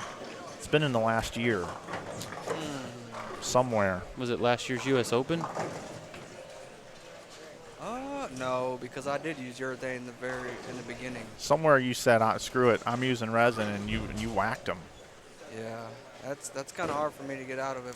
He does it all the time, Michael. So it's hard to single it out. Yeah, it's hard to single it out. He usually whacks them. Okay, so over here, we're watching this. I've been watching this 21 and 2. So there's your man Dave Barris, a little 2-8. Obviously, the way he bowls, 2-8s are pretty common. He's 93% on the 2-8. It's tougher to shoot the 2-8 when you have 16 in the second. Yep, but he is. But he made it. But the guy you want to watch. Okay, the guy I want to watch is Dave Lubinski in the Emmett Smith jersey. He'll remind you of Dino a little bit with that cowboy flair, so that'll get you settled in at home. Nothing about him looks like Dino, but sure. Oh, I see. So Dave Lubinski here, he's from Wisconsin. Okay. He's an Eagle winner. He was part of I believe it was a team all events, or maybe it was just a team championship. The guy can bowl, and he's got some hand on him here. And he's arguably had the best look when he was on 17 and 18, and we followed this pair. And now here he is up on our screens for everybody to see, and everybody's been watching Lubinski. But he's got some hand. What game is this? This is game number 4. Okay. So when you see where he's playing on the lane, he's got a good look. About 15 to 5, Sean. I mean, he's got a great look. Now that looked further right than where he was playing over on 17 and 18. Okay. But keep an eye on him because he's got the hand, and you guys got hand, and you guys can kind of get lined up off of him. All right. I like it. Little intel this morning to afternoon to help us. Well, whatever. It's 4 o'clock. Again, if you're just joining us, everybody, I'm Mike from Inside Bowling, and we've got Sean Maldonado and Tom Doherty stopping in to spend a little bit of time here in the booth with us at this Ebonite sponsored event. You guys are part of now the Brunswick family of brands, as am I. Has anybody wished me happy birthday in the chat yet, Michael? Your chat's right there. Oh, okay. Let's see. We just need some happy birthdays. Oh yeah, we've got. There we go, Jonathan Thompson. Thank you, buddy. Got one. Got one. Got one. Need a few more. Tom, if you want a chair, Tom, you no, I'm grab good. One I'm right good. there, I'm good. We just been sitting in the car for 5 hours. Okay. I'm plenty good. So there's Dave Barris. Oh man, that ball duck hooked. Yeah, why don't you stop watching him? You are got the Flanagan he just curse. bowled a great game over here. He's struggling to break 100 this game, Mike. This one here. You go over. You know this a little is the one that about bowled that. 250 the last game. Yeah, he was left to target on that one and stepped out of the shot. Yeah, he stepped out of it too. He didn't. When Shallow throws a good shot, it's like down to the pins. So format, we good question. We cut to the top 64 scores or something like that? Yeah, they cut to the top third. The top third, whatever it is. Okay, so based on a full field. And if there's ever a tie, he always just takes the extra guy. Okay, and then all the pins carry over? Yep, and you bowl 6 more games in the morning at 9. Okay. and then we're going to cut to the top 10 Yeah, for a modified step ladder type it's deal. one I of saw the, that. It's one of the strangest formats, and I'm on the fence on whether or not I like it. I looked at it. I've never seen it before, but I mean, you're trying to make the top 5 always, and you're always trying to get as high as you can. Yep. And I've always said that the only difference between 4 and 5 seed is lane choice, basically. This Jason guy hooks it a little bit too. A little inconsistent, but he's in second place in the tournament. Oh my goodness, he got a mitt full. Yeah. Okay, we can do that. Yeah, we can. We can We 3, can 6, definitely 7, go 10. 3, 6, 7. Well, what's funny is Absolutely. when he was over on 17 and 18, I've never really talked to him before, and he said to me, starts with the first 3, and he looks up at me and goes, "Is this a camera pair?" I go, "Yeah." He goes, "Okay." That's Then- not your thing either. He goes 3, 4, 6, 7 and picks it. Bowls 235 on the pair. Camera pair 17 and 18. Yeah, we've got 2 pairs, 15, 16, 17, 18, 19, 20, 21, 22. 2 Okay. sets of 2. Okay.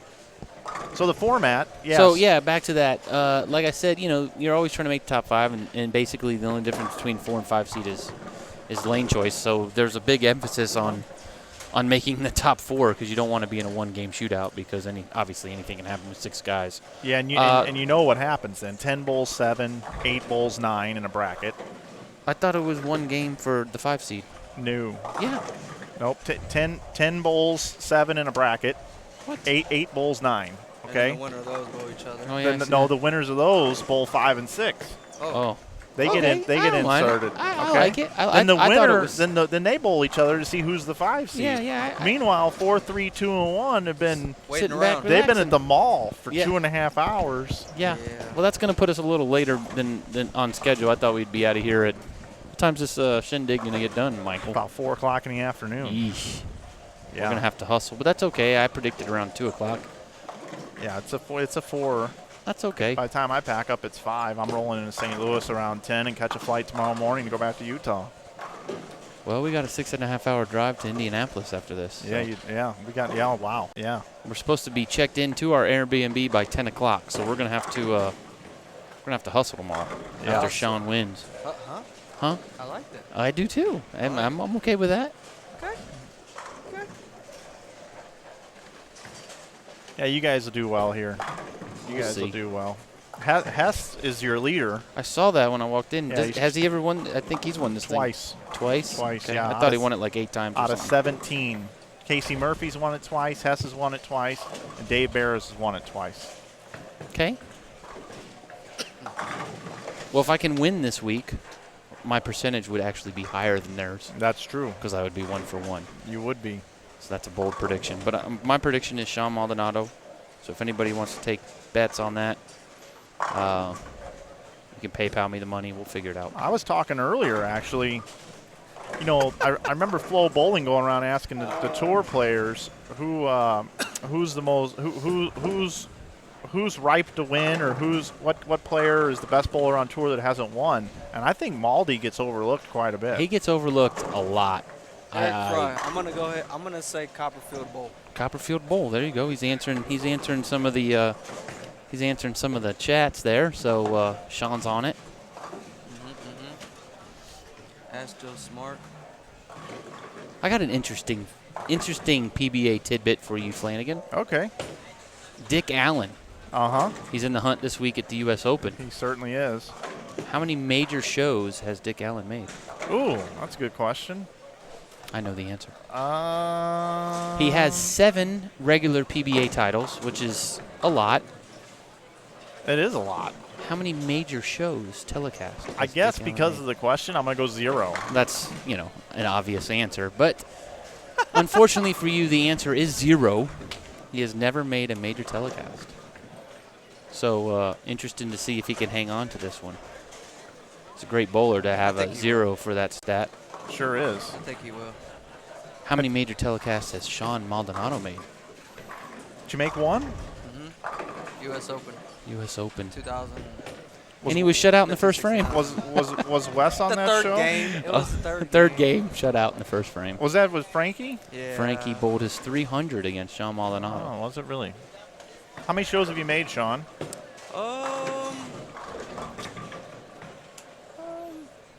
I would say like around 8 or something.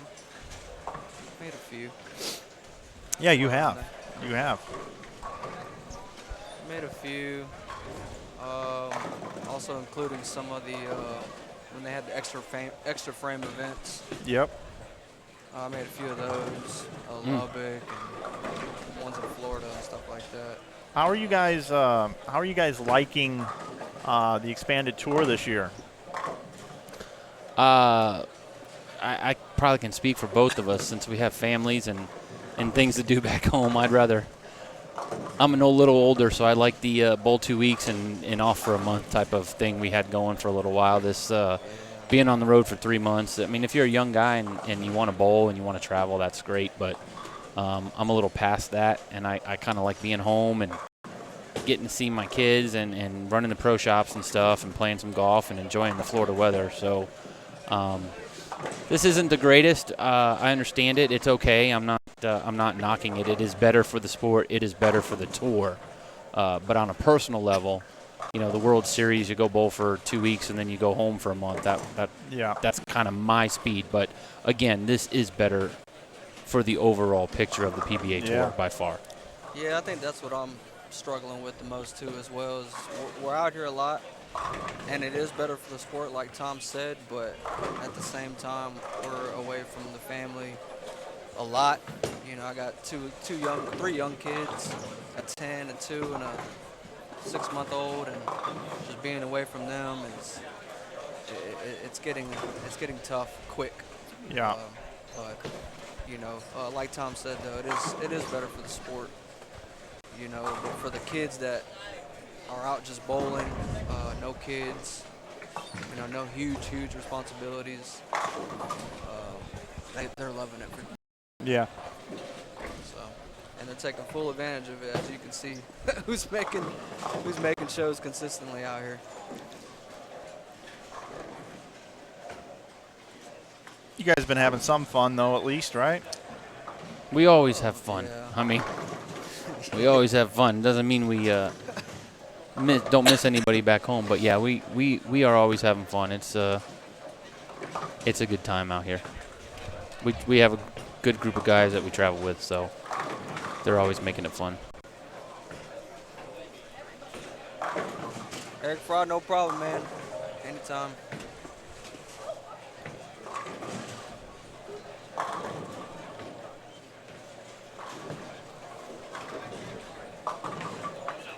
It looks like there's enough friction for your thing, Sean. I think so. Oh, there is. I mean, he'll definitely get a look-see. Especially on the fresh. He'll get a look-see. I'm gonna throw my super soft purple hammer. There you go. Yeah. How many were outlawed? They didn't give us an exact They didn't number. give us a number. I've heard anywhere between 2 and 9. So I heard there was a lot.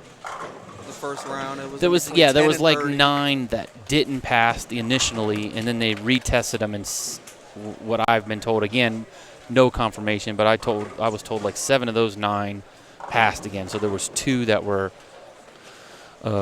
actually taken by the USBC. So and they were borderline too. I heard they were really everything. close. Yeah, everything's borderline, but it's built in. I mean, they're supposed to test when they test them at 72, and then they let that go to 68. So the borderline would be anything under 72, because when they initially test them, that's what the hardness is supposed to be. So when a ball is 68, it's really already below 72 by that much. So if it's below 68, yes, it's borderline to passing, but it's nowhere near 72 what it's supposed to be. So they have a little gray area built in there, so that way if it's 67.9, it is below 68, but it's not where it's supposed to be. So they had 2 that were significantly lower than 68.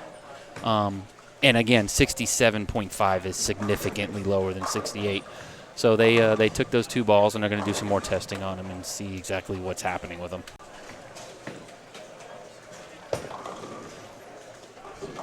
And no, none of them were Jacob Buttroff's bowling balls. So Yeah,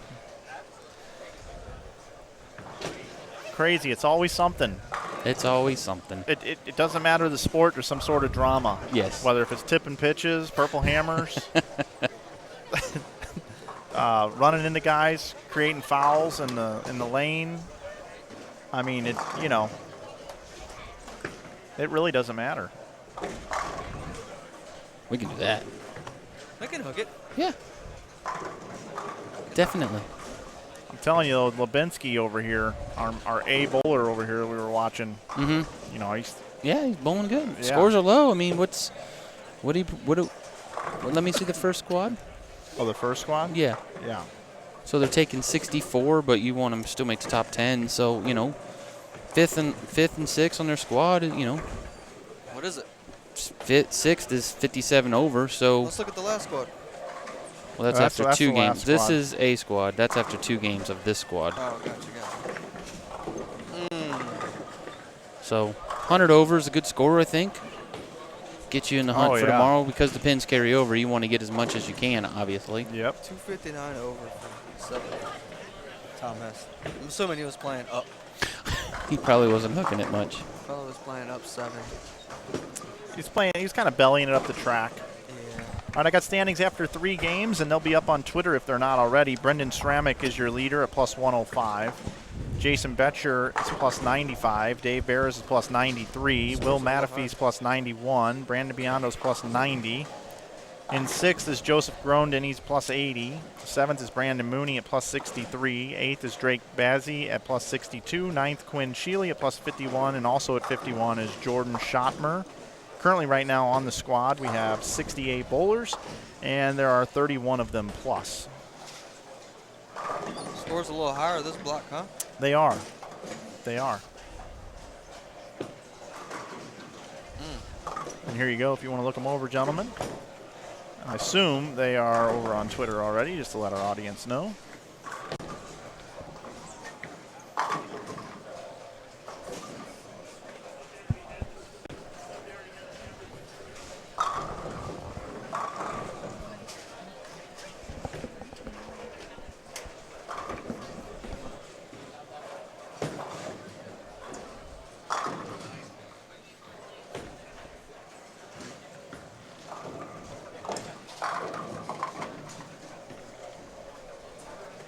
Well, I think you guys are probably all caught up on what's going on here in this tournament, right? Yeah, I think I understand it all now, thanks to your help, and I think we got a game plan. Hopefully, probably get There's shot to hell in Lubinski. the first 5 minutes, but Another strike. I like it. Hero.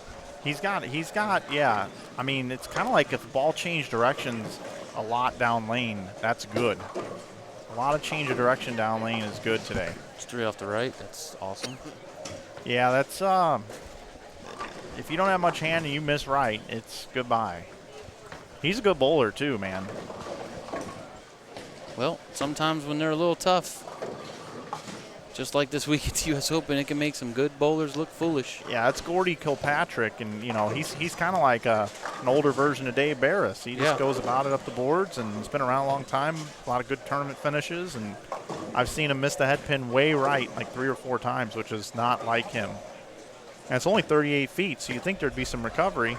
There's another gutter over here on 18. And he was bowling a decent game. Yeah. Oh, 3-bagger, 9-spare strike, and then he threw it in the gutter. Yeah.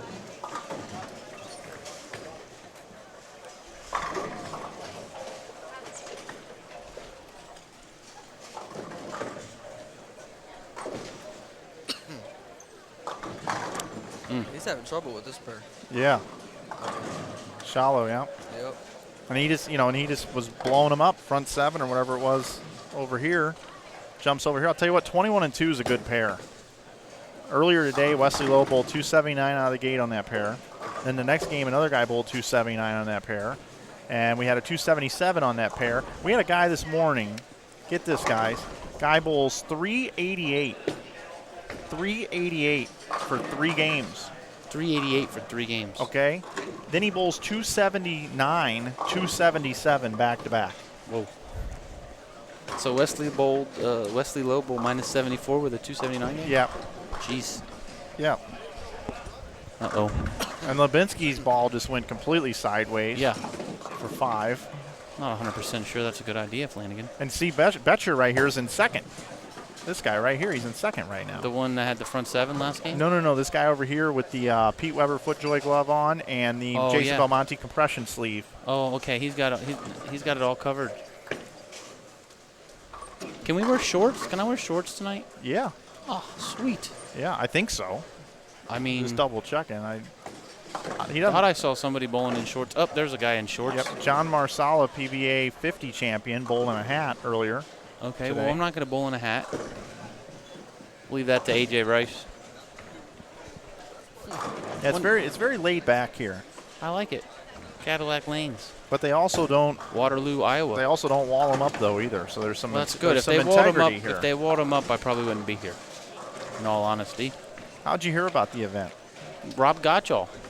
He said, "Hey, why don't you go up and see these guys on the way?" Rob Gottschall. Well, Rob, I actually got a whiff of it on Facebook due to Inside Bowling. Since I Okay. follow Inside Bowling, Okay. I saw a glimpse of it, and I said, "Okay, what is this?" And then about 10 minutes later, I said something to Rob about bowling, and he said, "Oh yeah, yeah." And then he explained to me what it was, and he confirmed that it was a good event, that we should make the trip. So that's, then I talked to Sean. Sean said, "Let's go," and we're here. So it was a combination of Rob Gottschall and the Inside Bowling post on Facebook about it that actually got me here. If it wasn't for the Inside Bowling post, I don't know if I would have brought it up to Rob. All right. So you're partly responsible for me being here, Well, doing your good. job, promoting Good. the tournament. That's good. It's good to hear. Joe Engelkiss, did you hear that? I got a microphone right here. Joe, come in, Joe. Yeah, I'm helping still. Yep. Okay. All right, buddy. Thank you. You're welcome. All right. Bye-bye. Okay, that's good. Here Now, for him, Mike. Here's the other funny thing about this event, right? Joe Engelkiss, right, the tournament director. He bowls it. Yeah, which is normally, I talked about this earlier at length. That's like a taboo. It's That's- suicide. You don't want to do it, right? Yeah, you don't want to do it. Did he get in brackets? That's the question. No, I don't think so. Okay, that's kind of where you have to draw the line, because if you get in brackets, But here's the deal. Here's what happened. The Greater Iowa Bowling Association took place for many years, and then they needed somebody to take it over. So Joe said, he talked to his family and said, why don't we take it over? Because Joe loved bowling the events for years. So he took it over. But he's like, the reason why I'm taking it over is I still want to bowl these events. right? So the way he's conducted and ran these events for so many years, he basically, if he won the tournament, everybody in this building would be happy. Yeah, he's earned it. He's proven his integrity to it, and I understand it. So the fact that the guy is in 5th place and his son Greg is in 6th, and they have nothing to do with creating the pattern, but they just say make them hard, Right. is awesome. I actually said earlier on the live stream, if Joe Engelkiss wins this event, I'm never streaming another one, and he needs to never run one again because there's no better way to go out. To just go out on top. I If like he it. won. I like it. Yeah, he's just a tremendous guy. I tried to get like Jordan Richard and some of the PWBA girls come out and bowl this thing just to warm up, get ready for a tour. Yeah. Because they would do really well. This young lady, Kayla Crawford, who's standing right over here somewhere, she's a college player, and she's 87 over, sitting in 4th place. Nice. Yeah, Nice. just nice and easy, nothing special, just good bowler.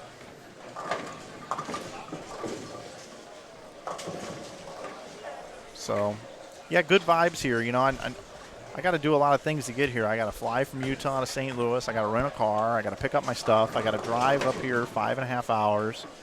It's 4 days of my time. Are you complaining? No, I'm just saying, Okay. it's a special place. You bend over backwards for this. I like it. Doesn't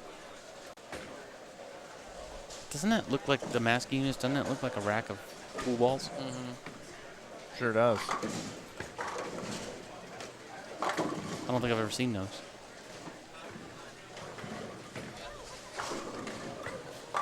What's in Indianapolis? What's the next tournament? Is it the Roth Holman and? Yeah, it's a 2-for-1 tournament, but Yeah. they actually separated them this year. Yeah, it's so 2 for 2 now. there's 2 days of qualifying for the singles event, and then we turn around and we have 2 days of qualifying for the doubles event. So this is the first year that they've actually separated them. We usually just bowl once, and the scores count for both. So this would be a little different, a little interesting. Who you guys bowling doubles with? I'm bowling with BJ Moore this year. Okay. Bowling with DJ Archer. Okay. All right. I just saw his video with Kimberly Presley. Oh, Yeah, that was funny. He's been getting a lot of grief for that. So. Yeah. That was funny. Saw you on the vlog today. Yeah.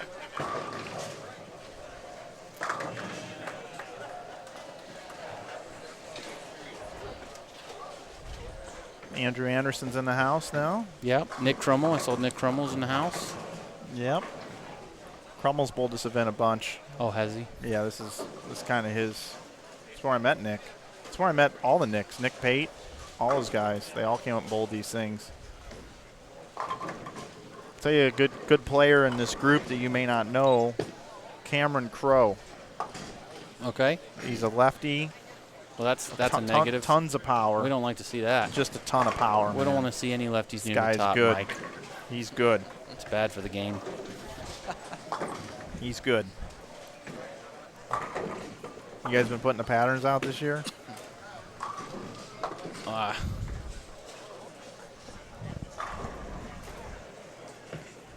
Someone's predicting that I will bowl 300. I will take that prediction and say no, but I'll give it a shot.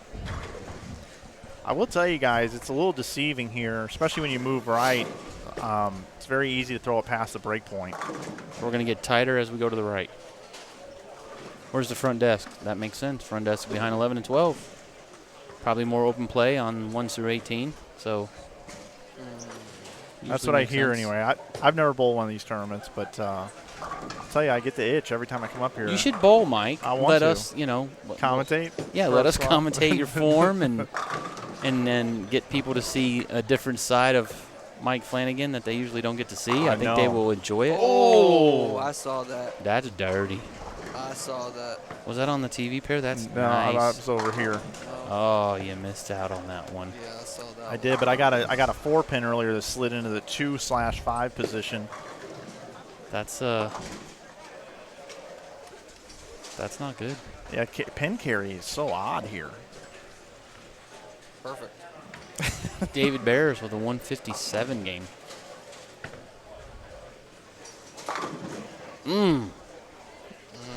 That was just a little high for a 4.67 after we talk about pin carry. I do think that you guys could create a look on this pattern if you're soft enough that nobody else has. I think you guys could potentially get in and wheel it. It sounds like a terrible idea, Mike. Sounds know. like if I miss 1 or 2 left, it's going to go Brooklyn. But because it's 38 feet in length and you can get it to peel off the end, man, I don't know. He sounds like a couple ball reps I know. Oh boy. I'm not mentioning names, present or prior. That's funny. I mean, obviously the safe play is to play out, right? Keep your angles tight. Well, we'll just see how flat it is in the middle. Well, we don't get to re-enter, right? Is there No. re-enters allowed? Well, Obviously, we're bowling the last squad, so typically no, right? Which is probably the worst. The only way that he does allow that is if there's no shows, right.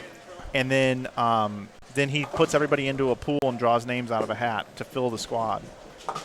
So this is a full squad. They've all been full, right? Well, I called last night, and there was only like 3 spots left. They had a couple no-shows this morning. Okay. So they're going to have 199 entries. So 63, 68, 68, 199. All right. Huh?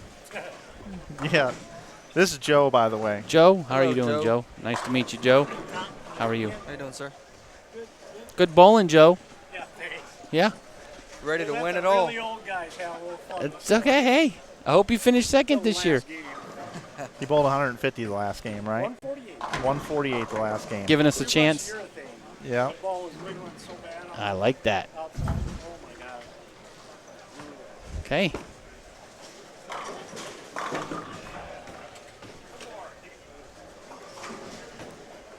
Well, Dakota Solanka here. He's got 234 left. There's Hook. There's Hook. That's And it's still, game, but it is game 4. So I mean, if we can play straighter for a couple games and then still move right in. of 20, though, isn't it? Yeah, a little bit. A little Yeah. right of 20.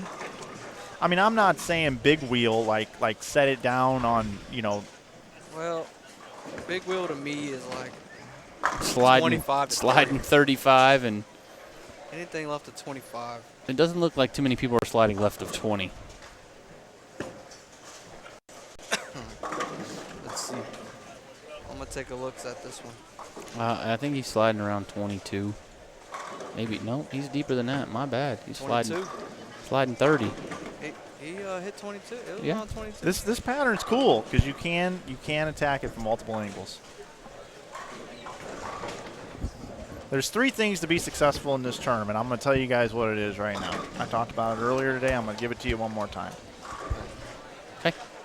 You want to throw the ball about the same speed every time. Speed control is important. Okay. The next thing is you want to hit your target. Accuracy is important. Okay. And you want to release the ball the same way every time. So we need speed control, accuracy, And release and a control. consistent release. If you do those 3 things, you're going to do very well in this tournament. Mike, I've made a lot of money bowling. I'm not good at any of those. So Yeah. we're, I was just about to say. we're going to hope that none of those hold true. Yeah, that's all you got to do. Okay. How's Kim Bowl? How's Kim bowling? Let's ask Kim. Kim, where are you going? Come here, buddy.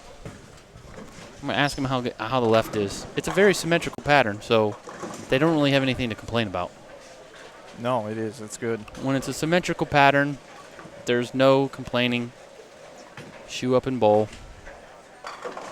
But if a lefty bowls good, we still will complain. That's just how we do it.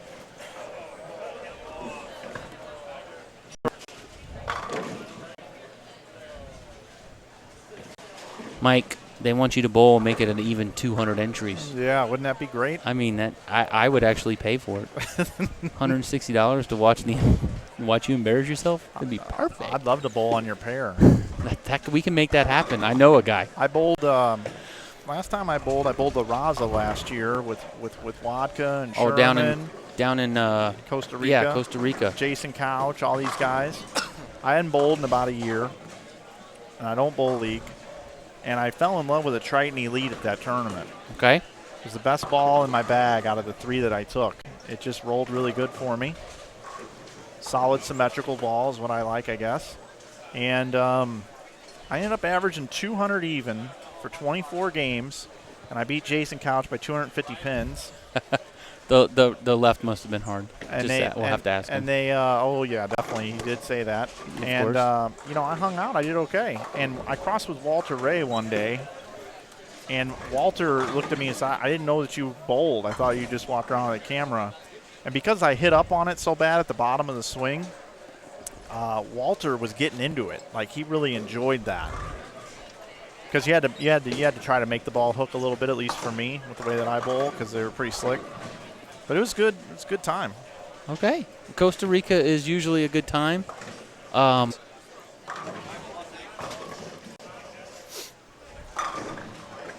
got a few shots of me bowling here, you guys. I know you guys probably want to see this. Flanagan, we're trying to get good images in our mind before we start bowling. This is me bowling. Oh, God.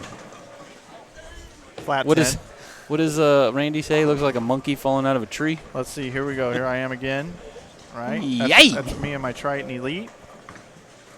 Boom, baby. Just like the videographer that you are, you only show the strikes. No, like I showed you a 10 pin.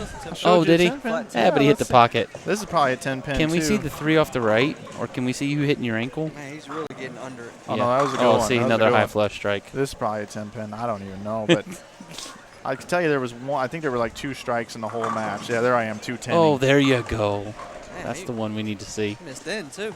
Yeah. Missed in it. And it Yeah, pushed. yeah. Well, we're going into game numero 5-0. Right. Well, Michael, I think we're gonna have to leave you pretty Yep, soon. yep. I kind of Did you say there was a sponsor hotel that we should Hampton, book at? Hampton Inn. They give money to the tournament? They do give money to the tournament, yes. As long as they give money to the tournament, then that's where we're going to stay, Mike. Hampton Inn. Let's do it. I'm going to book it right now. Well, Mike, I enjoyed it. I enjoyed having you guys. I can't wait to watch you guys Absolutely. bowl tonight. Hopefully we bowl good. Don't say any bad things about me. I won't. It's my birthday. I won't. So you have It's to be so nice to me weird. today. I don't know what the deal is, man. It's like the stars align on your birthday. We Yeah. got to be together. Exactly. I haven't no, but I wouldn't want it any other way. All right, see you guys. That's Maldonado and Tom Doherty spending a little bit of time in the booth with us, which was great. Absolutely fantastic to have those guys come through. Really appreciate that.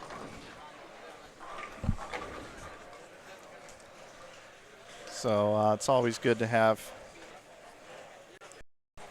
guys stop by the booth that are entertaining. Hope you guys enjoyed that.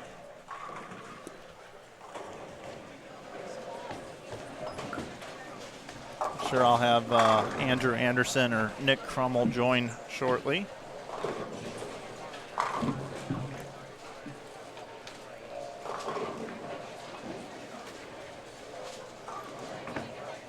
They are fun guys to hang out with for sure. Game number 5 of our B squad. We will be back with the C squad tonight at 7 o'clock.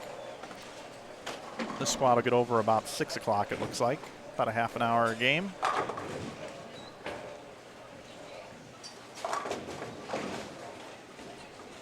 I need to check out what's going on Twitter, see if you guys are getting any updates. I know Jennifer left for a little bit, so let's see how our Twitter feed is looking.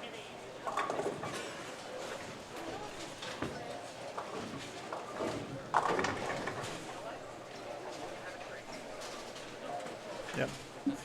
Should be, yeah. I think it's the only one. Here, let's do this. Everything else is Cedar Falls. Yeah, you're good then. Waterloo. It's literally 2 minutes that way. That's true. Yeah, we got standings up after 3. Yep, right over there on Twitter. Been up for 7 minutes, so there's that for you guys. Cruising right along, got everything rolling.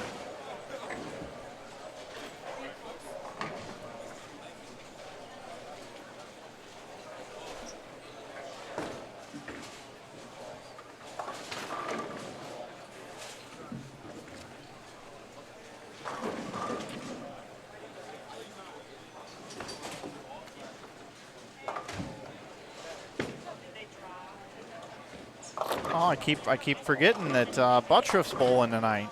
How could I have forgotten that? Jacob Buttriff just sent me a message. Totally missed that one.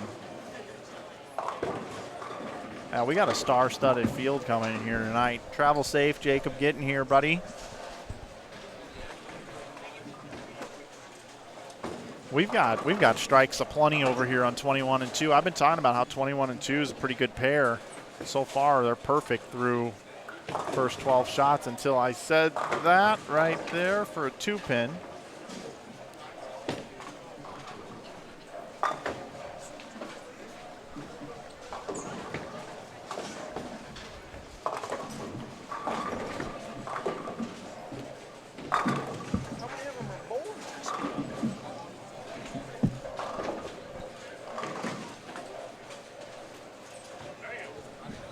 Well, now joining me, another superstar. We got Tom Hess in the booth, 259 over this morning. You bowled pretty good, sir. Yeah, it was fun to get out there and relax and let it go and get some good results. Where were you playing on the lanes? Well, I started looking like 6-7, so I'm probably hitting 8-9. Yep. And then I didn't move hardly at all. Right in front of you here, we caught a game where I was on a pin down Crux Prime. First 2 games in that third pair we caught. Look, when we walked up there was like the rack was full of urethane. A little bit tighter pair, so I ran out the car and went and grabbed a pin-up Crux Prime. That's what I threw for the next 4 games until I switched to an Omega Crux. And I never stood left of 23 and never looked further left than 10. And you were using big, strong, Big, asymmetrical strong, balls. rolling balls. A lot of surface. Not a whole lot of surface. Originally, when I threw them, I had put some surface on them, but they'd been used for a while. The pin down one, I put 1,000 on over at the U.S. Open and bowled with it for a little bit, not a whole lot of play. And the Crux Prime, it had also had 1,000 on it. The pin up one from Columbus, actually, and I didn't even bring that one in the building, so I probably would have put some surface on it, so maybe it's a good thing I didn't bring it in. Then the Omega, just a light 2,000 on it, just to kind of keep that cover fresh. So I saw a couple other superstars in here in the building for Yeah, up here. I was just kind of talking to the chat about them a little bit. Like this is such a great event, and I told them like you guys are kind of on our turf up here. This is kind of this has kind of become home to me too. I know you're from Iowa and everything, Tom, and this is definitely your territory, and this is your deal up here at Greater Iowa Bowling Association. But after coming up and streaming like 13 of these things, like, you know, I feel like I'm part of the family too. And when you've got these guys coming through here, Jacob Buttriff's going to join us in bowl tonight, and Andrew Anderson's here, and you know, you got all these folks here bowling. You know, I was just kind of giving those guys the lowdown on how things kind of work around here. Ah, very nice. Told them to be nice to Joe and Jennifer. And Yep. Yep. They do an awesome job up here. We all know that. So, any idea how many of them are bowling tonight? How many guys? I saw Doherty and I saw Maldonado. I've seen Andrew here. we got both Lavery Spars are bowling, AJ Chapman, Anthony and Sean and AJ. I knew they were bowling. Buttriff. Jacob Kent's over there. Doug's son. Jacob's Oh, yeah. bowling tonight. Yeah. Looks like there's a Nick. I saw Nick Crummel here. Looks like there's a Nick Pate standing down there. Oh, Pate's here? Or no, that's Josh Pate. Okay. Yeah, it is Josh.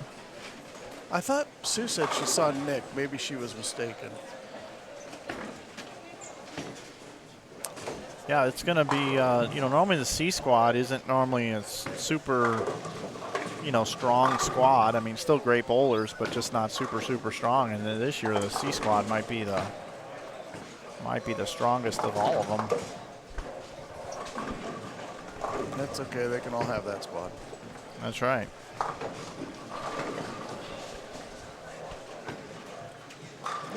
That wasn't very good. Megan struggling a little bit here today.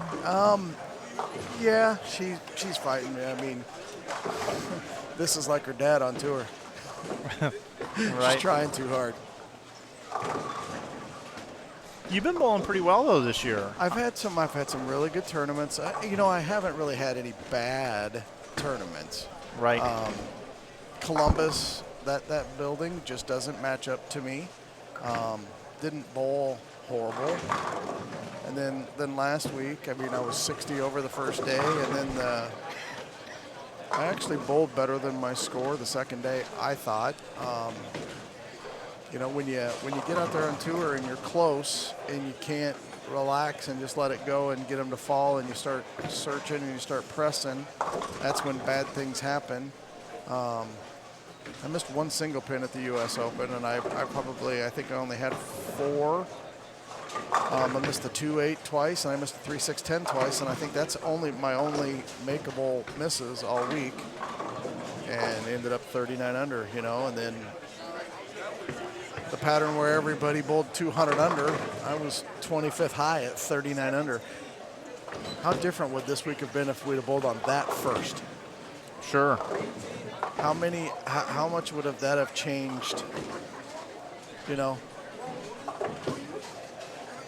You had the guy, Chris Prather, was what, like 500 over and bowled 280?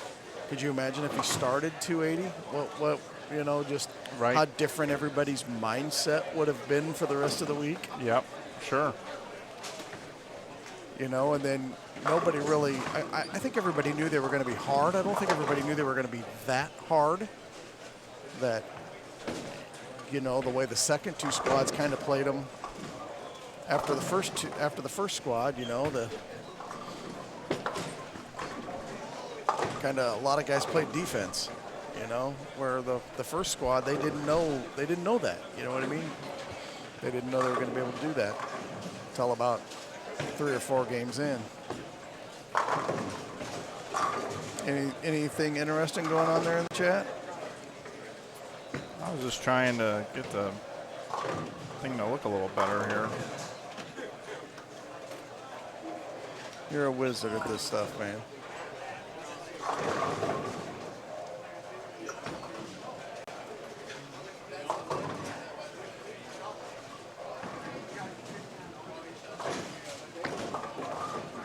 Stay on the lane. Thank you. Sorry. I know what you guys are watching. I'm talking about something different. My daughter's bowling right now, so we're within eyeshot of her, so I'm sitting in here talking to Mike. Yeah, I was over on 21 and 2. There was a lot of, they were perfect through 3 frames as a group. Really? Yeah, which is pretty bizarre, but we'll, let's head over and check in on Megan and the groups over here. We've got Tom Adcock as well on 15 and 16. Alex Dirks, Brendan Sremick, and Tyler Torno are on 15 and 16. You got 17 and 18 on there too? Yep. That's Megan and Trevor Blessing Light and Lance Rockwell and Sean Hollinger. yeah.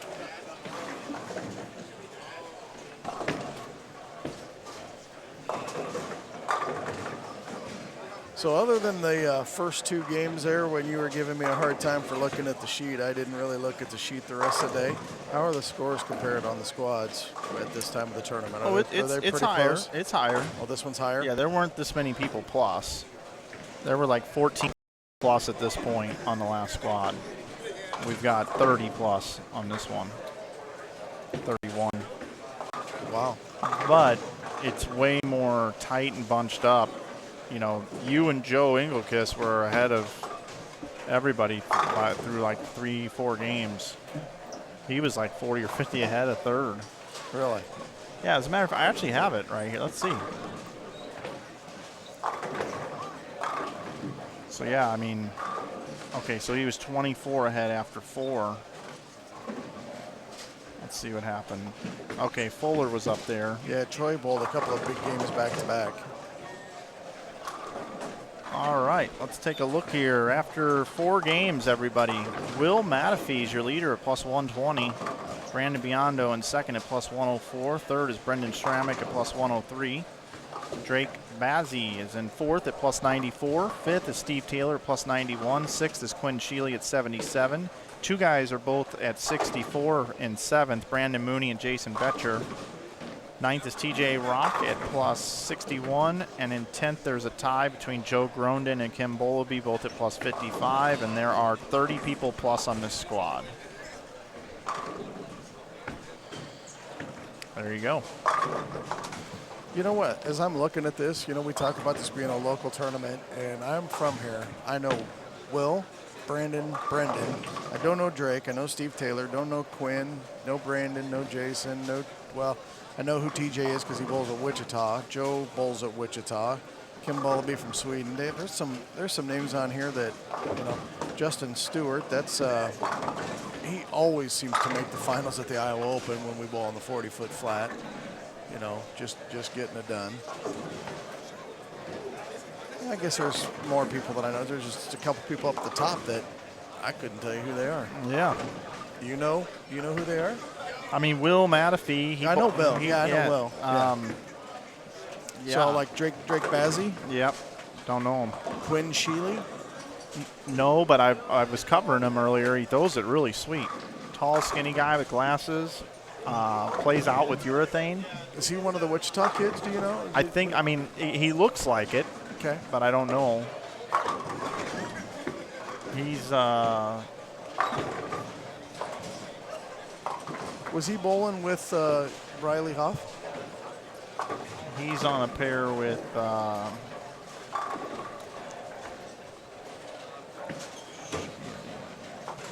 he's bowling with Brandon Mooney, Will Matafee, and Drake Bazzi. Okay. Mooney was just down here looking for a bowling ball. Yeah, they got to be making their way this way.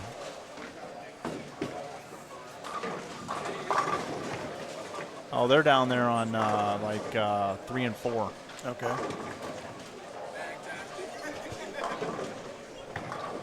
Young guys bowling together. That's the other cool thing is you get to bowl with whoever you want, kind of. You get to cross who you want. For the most part, Joe really tries to. Yo! There you go.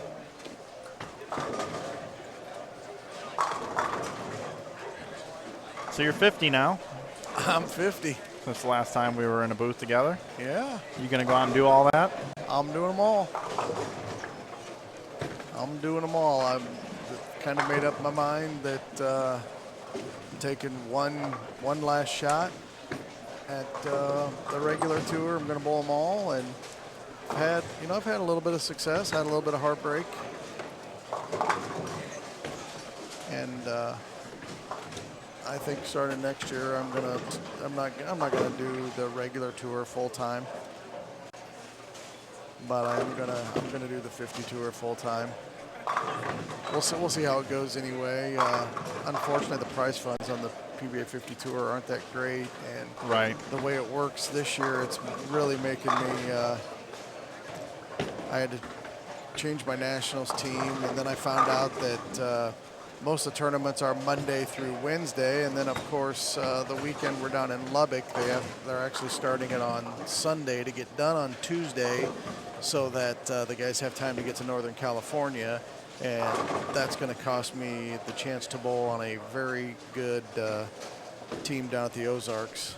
I was supposed to bowl with Brandon Biondo and Mark Henninger and Austin Bolds and Rick Justice. Okay. That was I was really looking forward to that. Had to change that up, so as of right now, I'm not on a team for Springfield. I'm not on a team for nationals. We're trying to find a couple guys. You want to bowl with us? First, right before the Masters? Probably not. Come on, Michael. Oh, 2, 4, 8, 10. 10. Yeah. When it's March, right? Yeah. We're looking at a bowling team on March 22nd, possibly. Got Rob Amers and Dwayne Kiltz. We're looking for a couple more.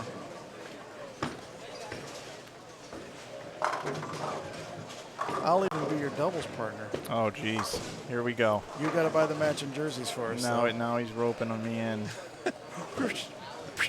Here we go. So what's the date? We're going to try to bowl the 22nd of March. Yep, I'm in Dallas, Texas, streaming the Southland Bowling League. Oh. Good shot, Meg.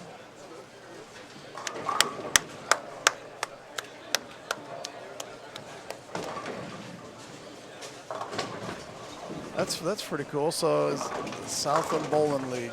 Yeah, that's the NCAA women's thing. I've done it like 4 years now. So that'll be the weekend after the. Or are you doing any of the ITCs this year?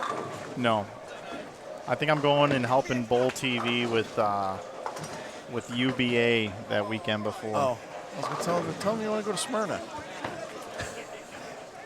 Yeah, no, I think I got to go to UBA. They have like 5 events in one weekend. I think I'm going to go help them. Bowl TV's going to do that? Yeah. That's pretty cool. Yeah. That they're branching out with that. Yeah, they got UBA and TMBA now. It's part of Bowl TV. Yep, lots going on, man. Lots going on. I'm working on a fantasy bowling game, too. Sweet. Yeah.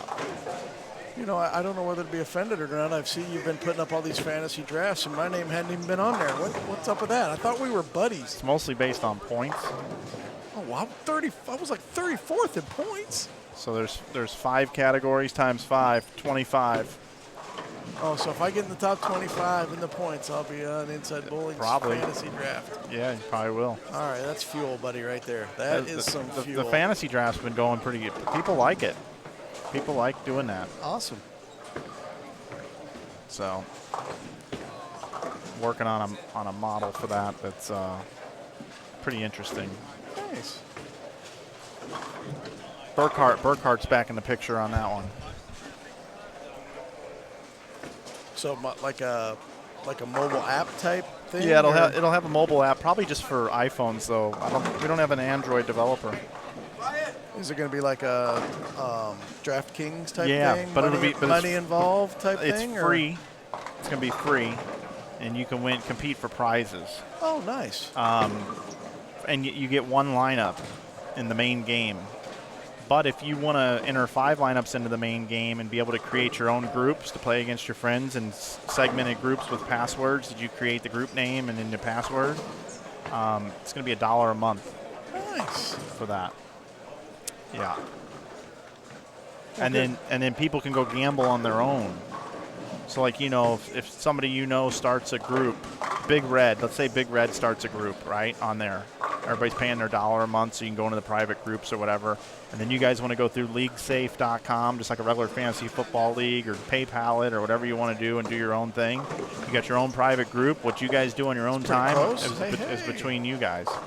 That's a triple. She likes the TV. Well, if I remember, last year, the 2 games that I sat in the booth with you while she bowled were her 2 highest games. Yeah, I think so. Maybe I've been in the wrong spot all day. Could be.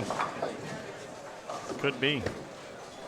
Yeah, so I wish I could remember the gentleman's name, but when I was out in Vegas bowling team trials, they had a little sweeper at the Gold Coast before. And gentlemen, I haven't done anything with it because I've only been to the league once, but have you heard of Tournament Planet? I've heard of it, yeah. Works pretty slick. It's basically paperless brackets. People can sign in and do that. Is that kind of the same thing you're looking at there, or is this completely different? Or It's just you'll just go on and you'll have $50,000 to spend, and you'll have 9. oh, can I get that in hundreds? Yeah, 9 bowlers. 9 bowlers that you pick with your fantasy salaries. You know, Belmo will be like 15,000. Oh, Belmo's got to be more than 15,000. Belmo should be 50. If you pick him, you can't have anybody else. Yeah, it's gonna be cool. It's gonna be cool. We're hoping to have it for the PWBA season. Oh, very nice. Yeah, and it's free.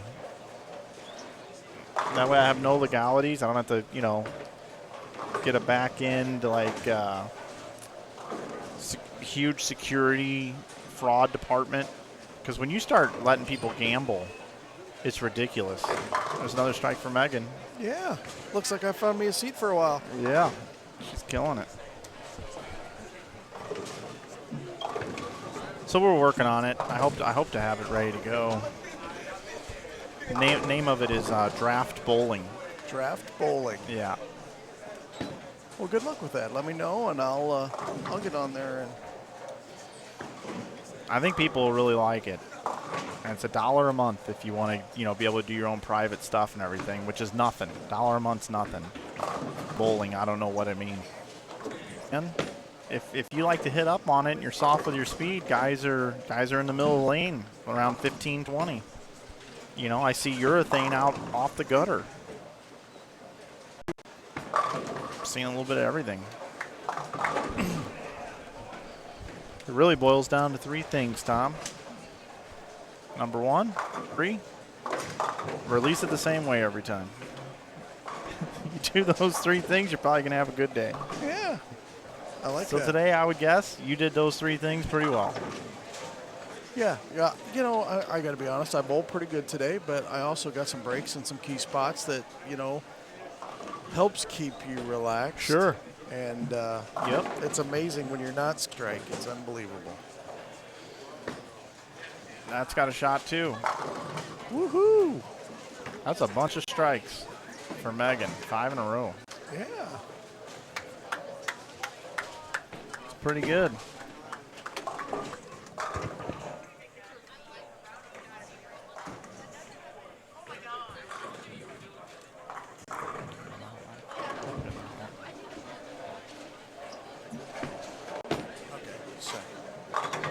Yeah, she's been working hard. It's nice to see her smile and have fun. You know, she's down there trying just like everybody else. And It's nice to see Sue in the building. yeah, she was able to come this week. Ironically, well, I'm leaving straight from here, headed to Indianapolis next week. So Sue came up, so she drove, so I didn't have to drive back out of the way before I went to Indianapolis. But it's, you know, it's nice having your cheering section here. Yep.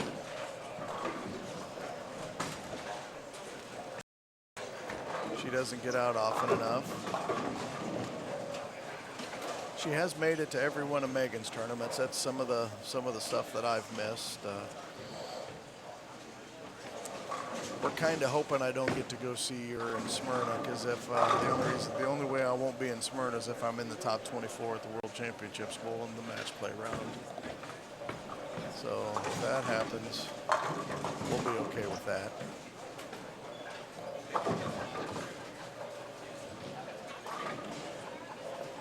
some issues? All day. Welcome to Iowa, dude. Hey, don't be breaking on Iowa, man. Something about me streaming tournaments in Iowa doesn't matter. The bowling center, the internet is choppy all day long. And every time I say it needs to be fixed or I'm not coming back, and I keep coming back. So maybe I need to take one off.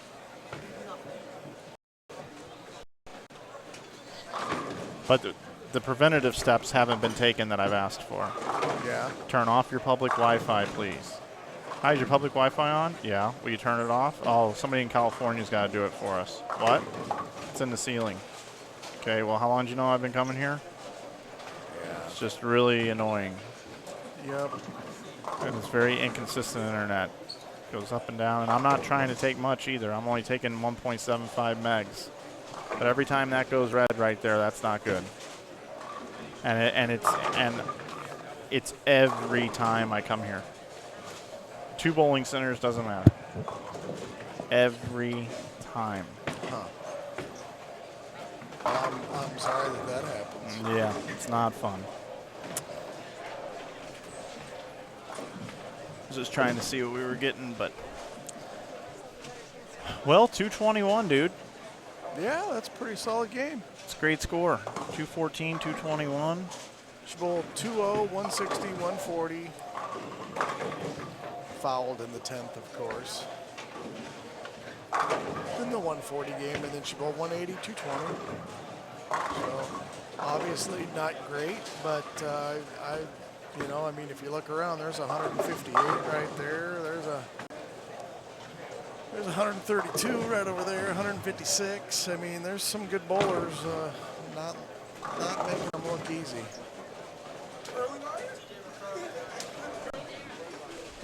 Yep. Yeah, I was home the entire month of January, pretty much. Yeah, it's nice. How'd you swing that? I don't know, but February. Kim must have been on the road. Most of December, too. Awesome. Except for how I'll watch Megan and then hopefully have to fly back to be on a TV show or something later in the week, then fly back home. Then I'm going to drive to Reno.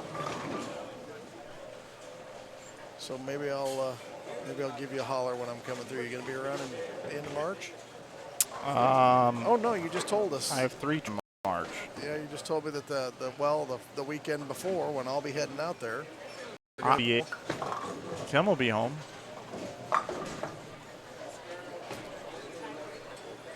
That's more reason to stop at your house, and you won't be there. That's right. It will be better. Just kidding, bud. I went. Yeah, I saw you out in, where did I see it, Columbus or Akron? Yeah, Columbus for a day and a half. Shot 4 ball videos. Very nice. I'm happy for you. I'm happy that you kept that relationship. I know some guys weren't fortunate, some people stayed, some people didn't. Very happy that you got to keep your too. relationship. But Me too.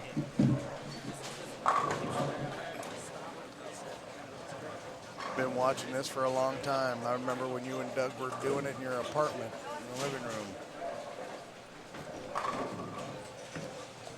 Sure was. Has anybody bowled all of your inside? Did anybody bowl all of No. your inside bowlings? I think I missed one. Yeah, nope, nobody bowled them all, I don't believe.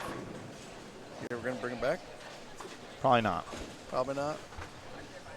Yeah, it's just like I'm doing taxes right now for last year.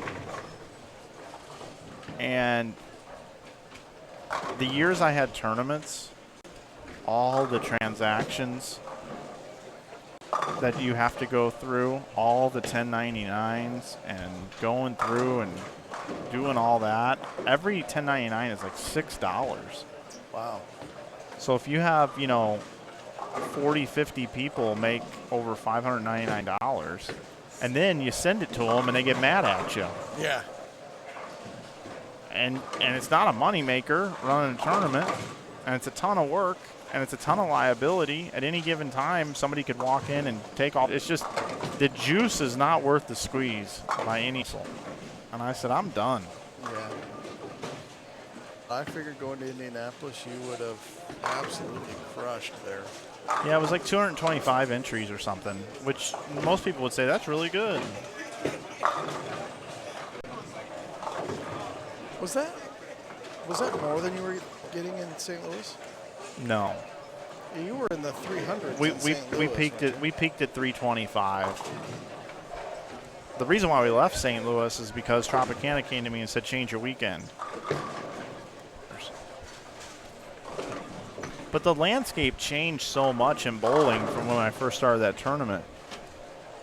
Proprietors Cup, jumped up. Yep. These events became more of a draw. Right. The PWBA came into existence. Yeah. I used to get a lot of those bowlers. Their season starts when that tournament started. Yeah. PBA has more events. That was something I was talking with the proprietor over at Sun Valley Lanes, John Lacido. He runs, when I was younger,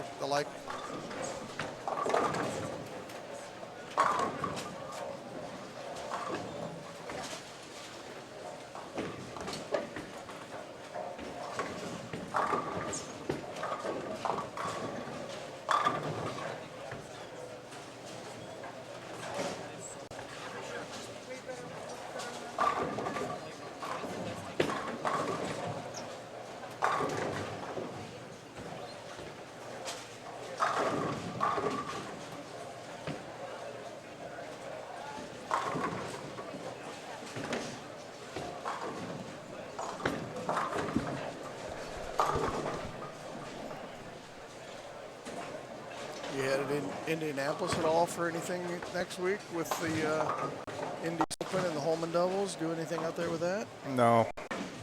Nope, nothing.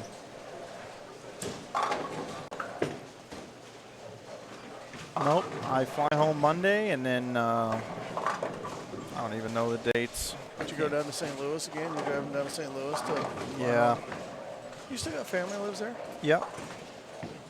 Yep, I do. Let's see, what am I doing? I get home on the 24th in the evening. Home that entire week. And then I go to Vegas on the 5th for ball videos on the 5th and 6th. Come home on the 7th, and then I leave on the 12th to go to New York. So you get down there on the 5th. I think I'm flying in on the 4th. Yeah, I'm shooting ball videos with Jake Peters and Thomas Larson on the 4th. Okay. Oh, I'm going to go way out and say they're track videos. Yep. Hold on. Okay.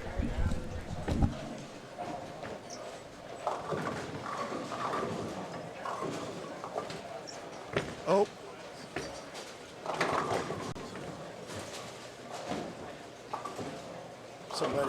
Somebody sat down in one of the tables with where all the cameras were.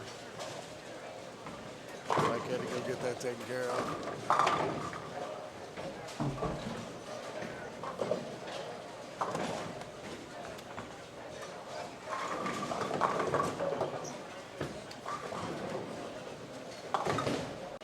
Needs to go a little more, Mike.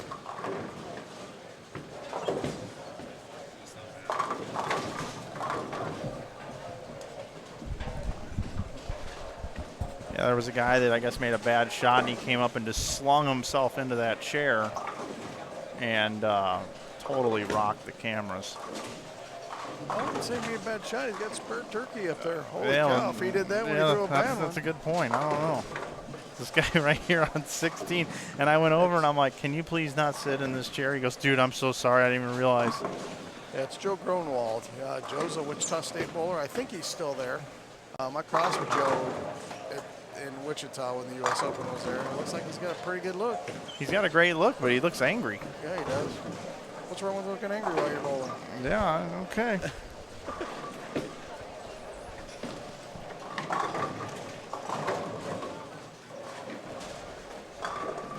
Well, young man, I think I'm going to go back over and see if I can help my daughter out a little bit. She looks like she's struggling a little bit this brother. game. So sounds good. I just wanted to come in and sit with you, and for a round later tonight, maybe I'll come in and help you call some of the action with some of the superstars. Yeah, that'd be great.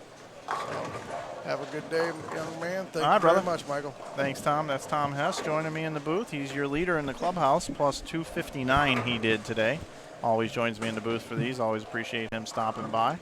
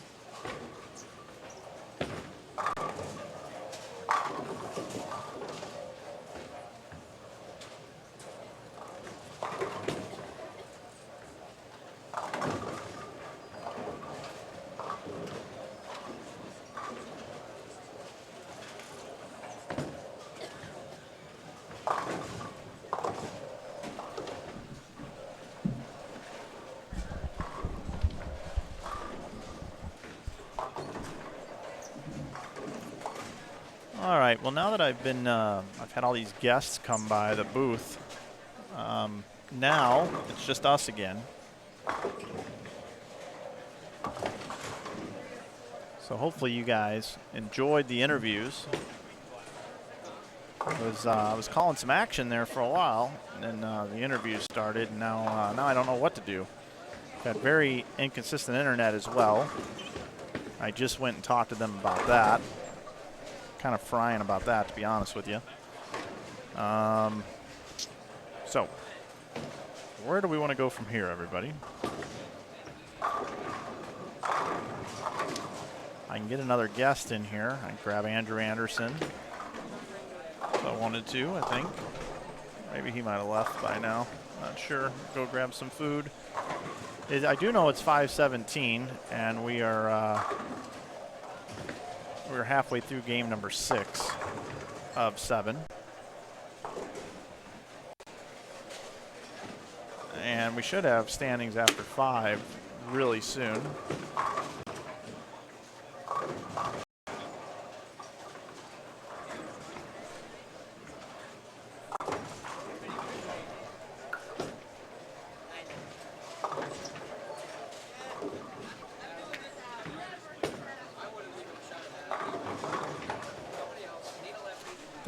Minutes ago, they updated the scores. I'm just going to go take a little walk and see what we got.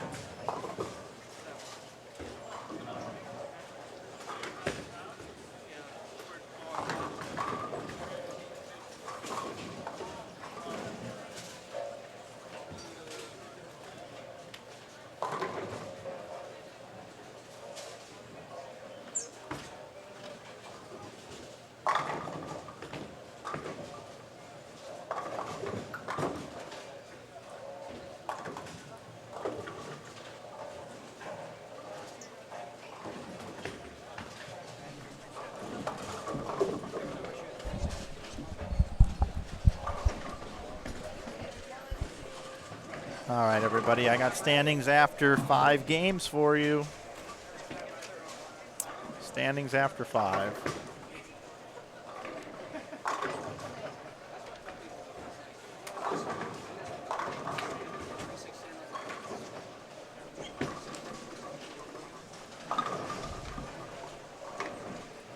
Brendan Ceramic is your leader at plus 98. Second is TJ Rock at plus 95. Third is Drake Bazzi at plus 93. Brandon Biondo's fourth at plus 90. In fifth is Steve Taylor at plus 75. He must have bowled 250 because I thought, you know, I said earlier Steve Taylor will bowl 250 at some point. Let's see. No, he was at 91. He was at 90, but he must have had 250 the game before or something. Anyway, Dave Barris in sixth at plus 75. Will Matafees in seventh at plus 72. He was leading at 120 over, so he bowled 150. Tommy Barnwell plus 71 in eighth. Kim Bolaby in ninth at plus 65. Tom Adcock in 10th at plus 60.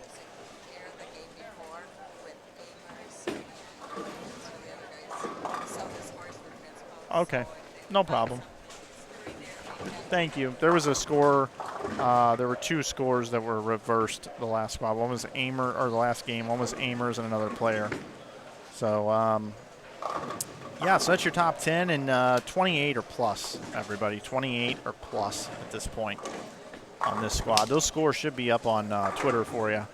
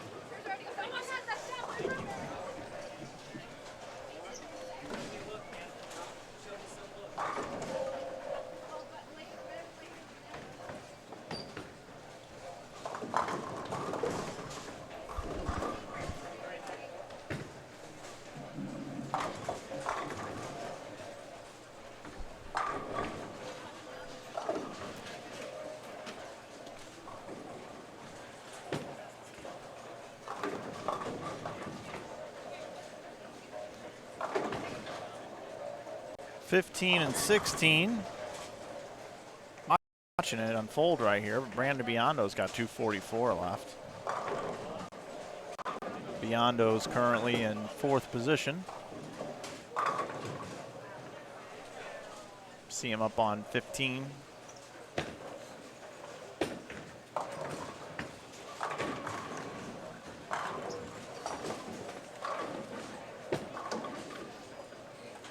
Brandon Bolma, Joe Grondin, and Anthony Dodge, and Ryan Kendall.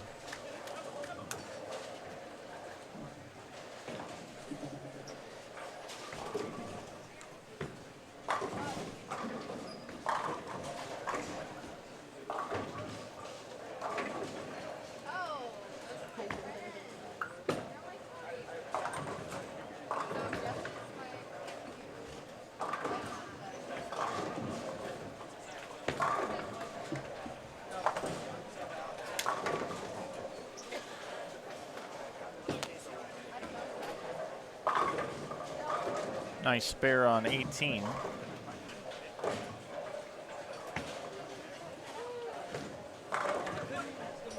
Biondo with another strike.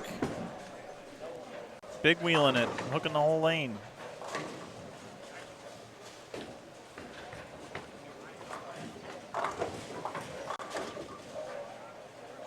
They're gonna have 4 200 games on this pair.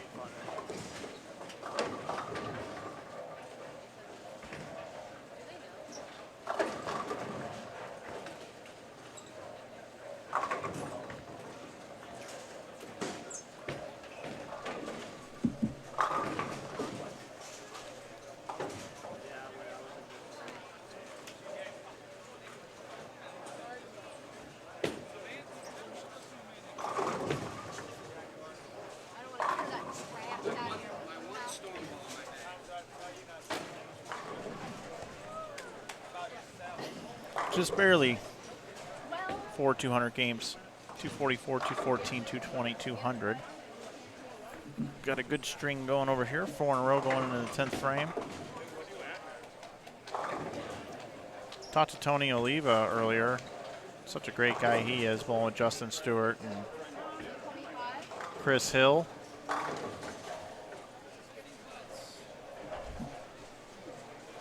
And Mr. Michalowski.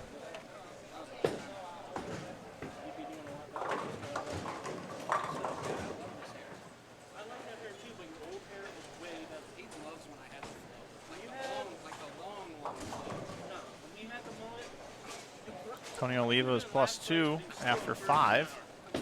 Full 238 he can get to. It's pretty good. But now it's going to be 227.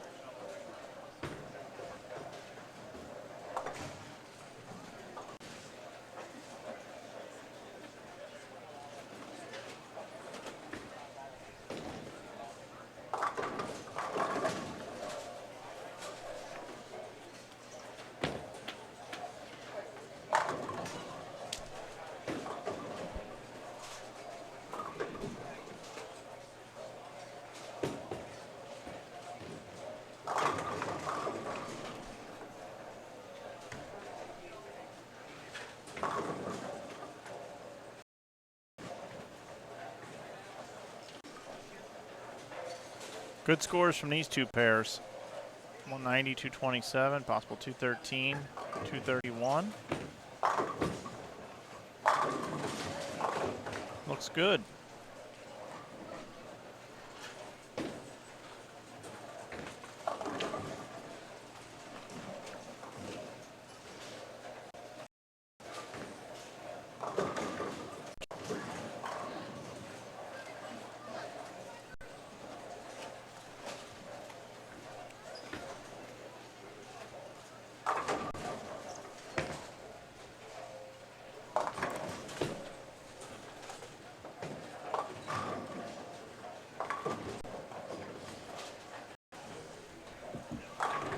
Oh, brother.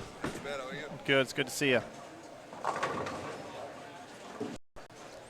Head back over 19 through 22. We got Megan Hess. Gonna bowl 189. She had a triple in there. Kind of bailed out 189. And in a moment, we're gonna have nobody bowling at all for a little bit, it looks like.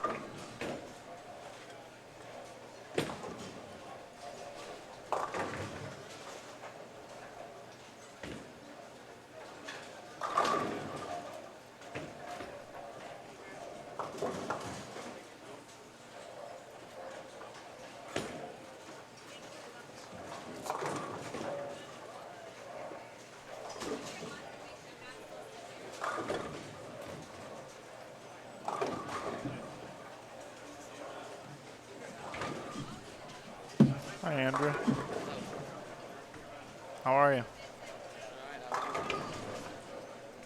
This entire squad, the internet, it's been going up and down. Every time I come to Iowa, there's some sort of problem. It's just been, I've been on tilt. But if you want to come in and sit down for the last game with me for a little bit, I'd love to attempt. You could be a good luck. You could be a good luck charm, Andrew. You never know, dude. Huh? Yeah, it's gonna be the last game coming up. Basically got no bowling. Bring it up on this here. We're in the booth now. Normally I would do this. It's an old pro tip. You put that over the shoulder. Okay. Like that. And normally they gaffing tape it on your back. That's what they do on TV. Now you're here. I'm ready. I'm here. Yeah, you are. And I don't even have the camera set up right, so I gotta like duck down. Hi everybody, I'm Mike. This is Andrew. I'm actually Max. Yeah, and I'm Cole. I got a last name for Cole now too. What is it? Stewart. All right. I'll be gosh. I'll be Max Jackson. That's a good one. Max Jackson. That's a good one. That's our aliases that we use when we go out because we're so popular. That's what You it just yeah, you just never know who you're gonna meet. is. No, you don't. You don't. So anyway, this is Andrew Anderson right here. Hey guys. 2018 PBA Player of the Year. Yeah. He bowls on the Professional Bowlers Tour. Yep. He's between stops right now. Here I am. He decided to come here and commentate the bowling tournament. for Yeah, the rest not of even the time. competing. Yeah, right. He's just gonna bowl. He's gonna sit up here. I think I'm gonna bowl. I'm yeah, gonna bowl later. you are. You bring your stuff? No, I don't. You want to use mine? Yeah, I You can. I make mine I look- like your fit. You I make like mine your, look good. I like your fit. I don't a know if lot. you like the new fit as much. Oh, really? Yeah. Longer, shorter? It's a little longer. Oh, that is good because you were a little too short. I cut the difference. Perfect, man. You got 9 balls in here. Really? What size shoe? You got a Triton Elite with you? I don't. Oh, I don't. well, we were close. I got a web tour. Oh, yeah. Well, that's a little lopey for me. I need something that's Okay. give me a little more bite. I need a solid, symmetrical beast. What do you got? So Andrew and I know each other, but so you decided to come bowl this thing. You hadn't bowled one of these before, right? I've never bowled. I've never been in the state of Iowa Ever? ever. Oh wow. I'm here now though. Welcome. Yep. Yeah, I come do these all the time. You remember the Brunswick Pro bowling game back in like '95? Oh yeah. You know what my favorite center to bowl at was? Is the Which one one? with these backdrops. Oh yeah, I remember those. Every yeah. single time I just picked Yeah. this backdrop. Yeah, masking units. Yeah. Yeah, masking. So who'd you come in with? Nick Crummell and Michael Davidson. We're Okay. cruising on to Indy and decided to stop off, get some more games in, and see if we can't have a good event. You've been watching the way the lanes have been playing? I watched a lot this morning, and then while I was driving, I didn't watch the second squad, but I heard I didn't watch the beginning of this squad. Yeah. But What do scores you? are not as much as Tom Hess, though. Nope, there were only 13 plus on the. This next squad is going to be a PBA regional. Yeah. It is. Yep. Do you? How do you think you're going to attack the lanes? You going to go kind of straight at them? Or you Yeah, play I'm out? gonna go much straighter. You're going to go out? Yeah, I don't know how far out. It doesn't look like the actual gutter hooks, but it looks like there's a lot of hook given to us at like 4, 5, 6. Yeah. How many feet with throwing urethane? Urethane, huh? Yeah, I'll probably give that a look. And if not, it looks like a lot of medium symmetrical stuff is going down the lane. I brought like a hero. I brought a web tour, uppercut, stuff like that. I do think the lanes are difficult. I was giving Maldonado and Doherty kind of the rundown on this deal. You feel pretty versed and know what's going on here? Yeah, I've kind of got the lowdown now, but it's seven games. Yeah. Cut to Top third. top third, 6, top 10, but top 4 are already in. Yep. a And step then ladder. 10 then they have to bowl. Oh. And then the winners of each bowl see who's the 5 seed. Wow, and then there's a whole step ladder. Yeah. So that, First, 2,200 for second, 1,600 for third, 1,300 for fourth. I did see the payout. That's one of the best payouts I've seen in events in a while, especially for how much they're paying down. Yeah. Hats off to the the people running it. Yeah, that's the Engelkiss family. Yeah, they're Over 5,000 added money. everything I've heard is great about these events, and Yeah. I'm really happy to make my way out there. And Okay. there's a bet you win pot. It's $10. Okay. Somewhere in here, bet you win pot. Yeah, it costs $10. Here it is. You definitely want to get in that, Okay. because if you win, then you win all the money. Okay. It's like a winner take all $10. But Yeah. sometimes people forget to get in it. I'm getting it. You got to get in that one. I don't know how much bracket action there will be tonight, but with a lot of the tour guys here, I'm sure it'll be a lot. So there'll be a lot of money going Yeah, going around. it'll be an interesting one for sure. But yeah, so it's a cool event. That's that. You know, you're bowling on a Brunswick Pro lane, so a little tighter, a little harder surface. That might be good. After What type of arsenal besides the urethane you got here? yeah, I brought a lot of my stuff is on the truck heading to India already, so I had to kind of round up some bowling balls. But I brought Brunswick Hero, Melee Jab, and Uppercut. Those are my Mark III bowling balls that come out of the bag on anything medium-ish. And then I have a Hero, I have Web Tour, and urethanes. I brought in a couple of discontinued, the new DV8 warrants. I've been trying to throw as much of the Brunswick stuff as possible, especially in the non-PBA events, to learn them. Okay. I think that it's been a transition for all of us, learning new bowling balls and the traits that they have. Yep. But I really am impressed with a lot of them, so always enjoy seeing that logo anywhere it can be. I know you do.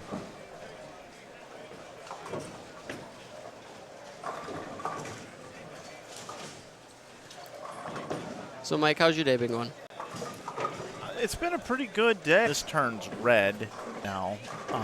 So it but might I'm go try- red. When it but goes to yellow, it might go red. Yeah. So basically, on a normal stream weekend, I might see it go yellow once or twice for a period of time, I've seen it once or twice in the last 2 minutes. and no red. And turn off the Wi-Fi. You know what it looks like to me right now, Mike? What's When- that? When I'm playing video games and I'm in an intense match with my buddies and my buddies need me Yeah. to do something and then Yeah. I lag, I fry out. Oh, yeah. And it looks like into my broadcast. You know. Oh no, I'm Yeah. Oh, I'm I know on your you're- side. I know you're. I would great. also be Yeah. just as fried. Yeah. Yeah, buddy. But it's gonna get better. It will. It will because I'm gonna try to be the good luck charm for this last game. that would be great. We The got other the thing scores is going now. tomorrow it'll be fine too, because nobody will be in here except for people that are bowling internet here too, with like So you're on there. this area. So if a bunch of people are watching Netflix or something, I don't know. I have no idea. But it's It's not going well for you. no, it's not. Here's standings after 6 though. Brendan Ceramic and Brandon Biondo are tied for the lead at 134. Drake Bazzi's in 7th is Jason Betcher at plus 92. 8th is TJ Rock at plus 90. 9th is Will Matafee at plus 74. And 10th is Dave Veras at plus 72. Scores do carry over, yeah? Yep, 26 people are plus. So that's good. It's better than the last squad. I think a good score, based on what I've seen, and a name that I enjoy seeing him at the events, but I dislike how much he beats me, is Tom Adcock, yeah. I mean, when he's in the building, he's kind of like Walter. Like, you don't really... Adcock. How much do you know about Tom? I don't, except for the fact that he beats me all the time.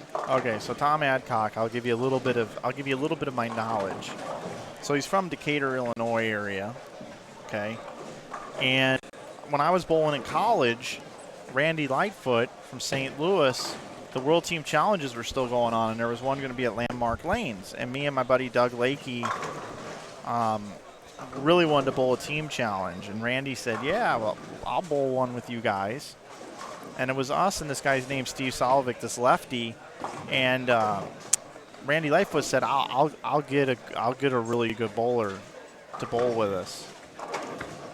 And we're like, okay, all right, sounds good. And he goes, I got Tom Adcock. And we're like, who's Tom Adcock? Okay. So anyway, we go and bowl this World Team Challenge. And me and Lakey and Solvik were terrible. Terrible. Having a bad day. Like, they were brutal. I think 4 guys averaged over 200. Oh, gosh. Tom was one of them. Adcock, so then I started following Tom's career, and he's bowled Megabuck stuff for years and Hoinkies and all this stuff, and has had a lot of success. And then I watched him bowl so many events, and he's really the epitome of the guy that just gets better as the tournament goes on. Yep. It's not how you start, it's how you finish. He and Jason Queen, they're like best buddies. Yeah, that's another name that I like seeing him. I enjoy seeing him around. I don't want to be competing against him too often. They bowl doubles together, and they won the holiday doubles back-to-back in 2 different centers. Yep, that was it. I was making me and Matt Gasson bowled for the first time together. They're back to the second of their back, and in match play we have to bowl them, of course, and they shoot like 580 at us for 2, and we were thinking, well, 520 is not good enough against these guys. So they proceed to go win the tournament, averaging like 255 the last 5 games, making an awesome run. And that was my first introduction to the Queen and Adcock duo. Yeah, and what's crazy about it is, that's on a house shot. So you might go in there and think, yeah, well, it was on house. What do you expect? These guys throw it kind of straighter, of course they're going to beat us, whatever. But you can go watch Adcock. He made the finals of the Masters. Good player. Yeah, so here he is. He's lingering around. Exactly, 10th, that's what I mean. 60. He's lingering. That's the problem. Yeah. This guy, Steve Taylor. Yep, he's Steve not. Also. He's not quite as accomplished as that. Does really well in holiday doubles a lot of the years. Yeah. I forget who he bowls with. Eddie Flanagan. Eddie Flanagan. Yep. Yeah. Not spelled like mine. He's got an I in it. In his last name. But yeah, man, and I love you young guys. I love getting to know you guys and rooting for you and watching your careers progress. But me being 40 years old, I have this special place in my like that. And mind of maybe a 21-year-old. Yep, probably. I do. I just like rooting for like Dave Barris. I'm not saying Dave Barris is an old veteran, but I like this guy that just 215s you to death and just keeps jabbing you and jabbing you and jabbing you. The little 5-bagger there, he can punch for 239, so get him into 110 over or 100 over. Yeah, I think he'll like that score going into tomorrow. And Adcock will go bowl.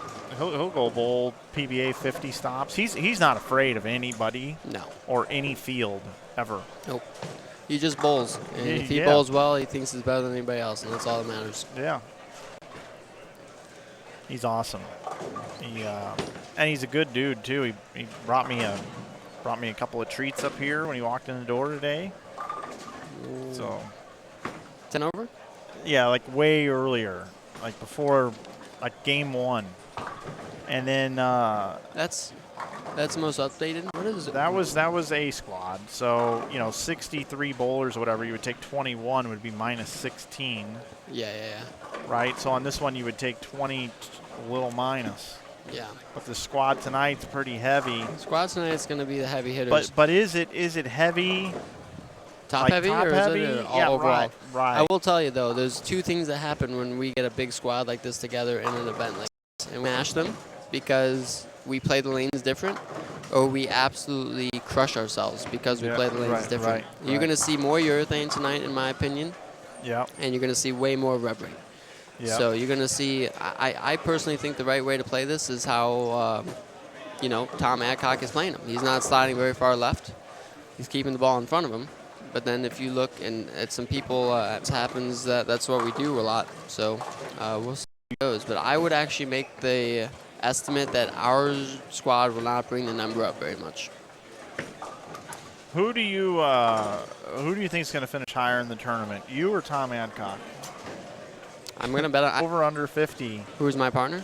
Would you bowl with Tom Adcock? In a heartbeat. There's a few guys that you learn over time that regardless of their age, you don't lose the grit that you have. And Tom is one of those guys. Pete Thomas comes to mind. Pete Thomas. That's Pete another Thomas. good one. You look at him, you're like, you want to teach somebody to bowl like that. However, the guy just competes. Yeah. And I really enjoy, like you, I like watching them bowl because they just bowl a different game.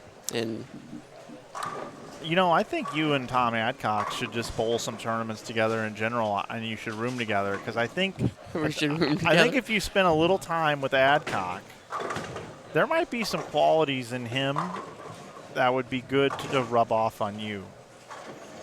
Well, you're probably right. I mean, I don't know if I'm going to call him up and say, hey, buddy, you want to... I can make this happen. I can get old Adsies up here. We had a good talk earlier today, right? Anders and Ansies. Yeah. I'll talk to him. Maybe I can get him to bowl the if my partner's not available next year. There's an over 50, under 50 in Houston. I can get him to bowl with me. Yeah. I'd just like that human experiment. The human experiment. It wouldn't surprise me if you two won the tournament, like going away. Like if it's a 2-day tournament, you guys win game 2 of Sunday. Yeah. You're just done. It could happen. You never know. You never know. I think you'd get amazing reads from him. And I think if you ever like got on a bad pair or something, he's gonna help you 2 frames quicker. You than want to yourself. know how lucky I got for the PBA doubles next week? Oh yeah, who are you bowling with? Chris Praylor. Oh man. Man on fire. I have not been bowling very good by any means, but I have. If you're just 10 off of him every game, you guys are gonna lead going away. It's gonna be a fun event. That's cool. Me and Chris have known each other for a really long time, back through college days, and we've always been like fierce competitors by any means. Like we want to beat each other a lot. However, it's going to be a nice change. I'm really excited to see how it goes because we play the lanes a lot alike. Who asked who to bowl? We asked each other in different time periods. He asked me prior to last year, and I bowled with Sanders. And Sanders, I was going to try to bowl with Chris when Chris became available again. And I was like, I mean, Chris is the hottest bowler in the world, and there's some people you just don't say no to. Like who did he bowl with the year before? I think Richie Teese. Okay. So, and it was nothing against Sanders, and it wasn't nothing against Richie. Of course not.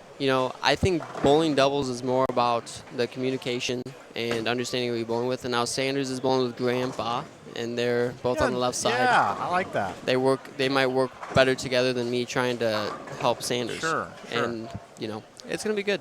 I'm excited. I'm excited to see how me and Chris react. Nice. I appreciate it, man. I'll be rooting for Chris. I'd like to see you guys bowl Brad and Kyle in the finals. We have a very nice bet with Brad and Kyle through qualifying. Oh, you do? You want to know what it is? Yeah. The world should know what this is. I don't know if... So, in qualifying, and I hope we cross together because it'll be epic. It'll be so epic. All right. If Chris and I beat Brad and Kyle in qualifying only for the 14 games, Brad and Kyle have to go a whole day doing their vlogs with shirts with part of their shirt cut out that we and Chris choose. Okay. And I guess you can guess where I'm going to cut their shirts at. Uh-huh. And talk to for a while. Okay. So we have a friendly wager on the line. That'll be cool.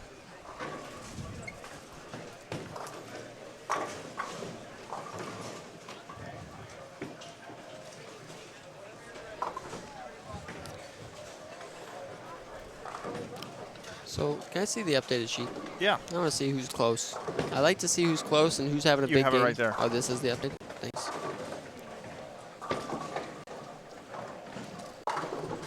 We have some strikes in front of us. We do. Donovan's got a string going. Oh! And he got the hit. Kingpin. And on lane 15A, I'm not sure who it is, but they do have a really good game going through 7.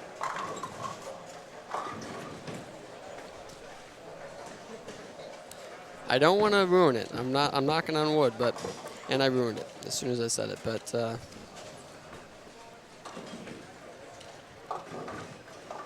stream is doing better. Yeah, boy. That's bad memories. Bad memories. Yeah. Jeez. We got to see Cameron Crowe bowl this morning. Yeah, he's awesome. Yeah, Cameron had a coming out party at Team USA Trials when he ran us all over. Mm-hmm. And I had never seen him bowl before, and then I was really happy to see him here, and he bowled really. I feel really bad to hear what happened to the other building. I saw some videos. Oh, yeah. Yeah, it was unfortunate It's situation very for sure. unfortunate. Very unfortunate.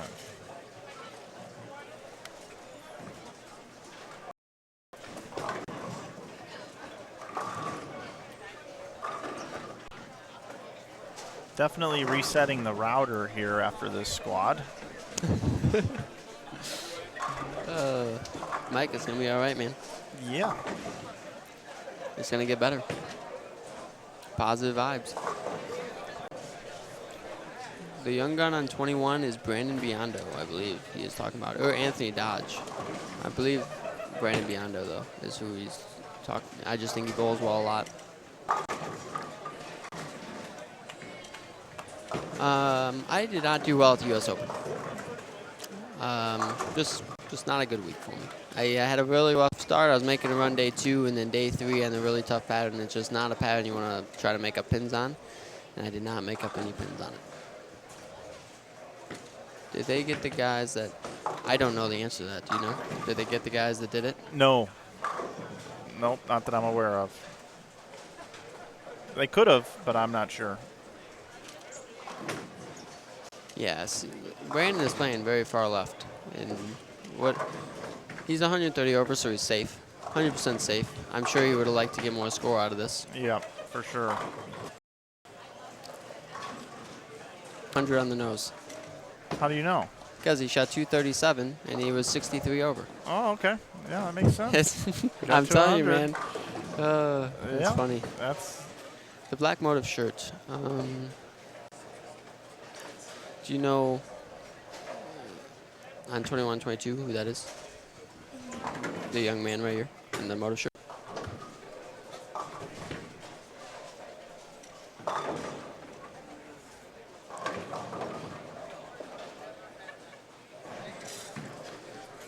I can't see his face from here.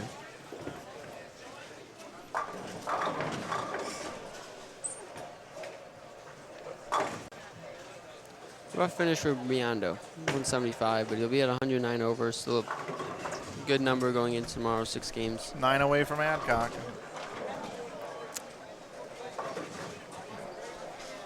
I would bet on me beating Adcock in this tournament because I'm going to bet on myself. That's just who I am. Yeah.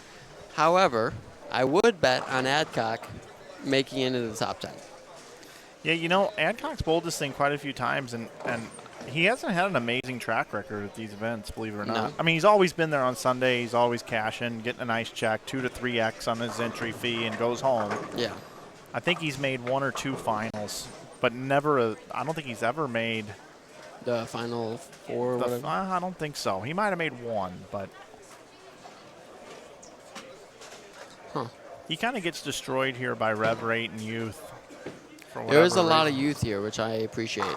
I think it's really cool to see some of these guys. I can put names to faces that I've seen on social media or and somewhere in the world, but Nick Pate has won this event. I'm not surprised by that. He won here. He won in this building. I'm surprised Nick didn't come, actually. Nick is probably sticking around with Prather in the house, cheering him on. And Vi, too. Was bowling good this week. Vi, I don't know when they start. They might have just started recently. Yeah, they start right now. And I would love for Vi to make a run. He's only 30 off the show. He's put a lot of work in. He's throwing it really well. I think Chris Vi has a really good chance of making the U.S. Open show. But when you have to chase Norm Duke and oh God, Prather right now and Bill O'Neill's on the tails, it's gonna be a tough night tonight. Yeah, it's to gonna make be that brutal. show.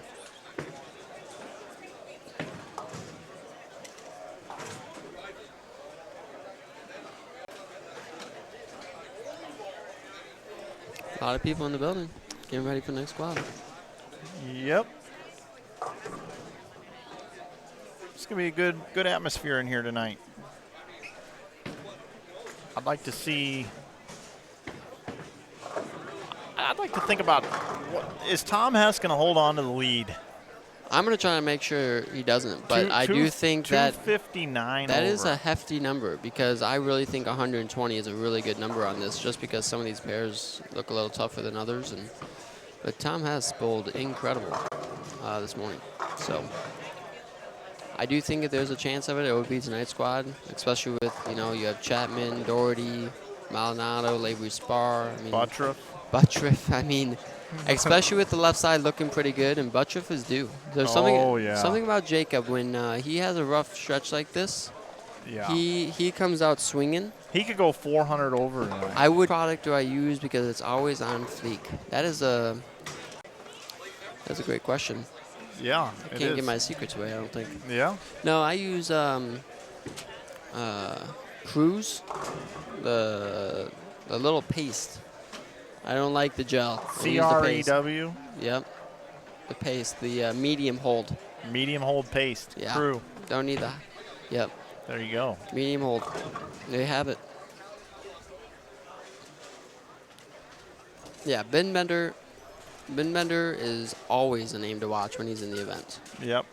St. Louis product, right? Yep. Well, he's from the East Coast, but he now makes his home in St. Louis and went to Lindenwood. Second team All-American. National champion. Bowls well all the time. I don't know Poley as much. I've heard the name. He's had flashes of bowling really good. Donovan Thomas, right? Yeah, he's minus 46. He got to even. That's, if he spares and strikes. That's close. Yeah. Do you see his last one on lane 20? Yeah. Super Stuff 9? Yep. He needs to cover this, though. Yeah, he's going to cover it.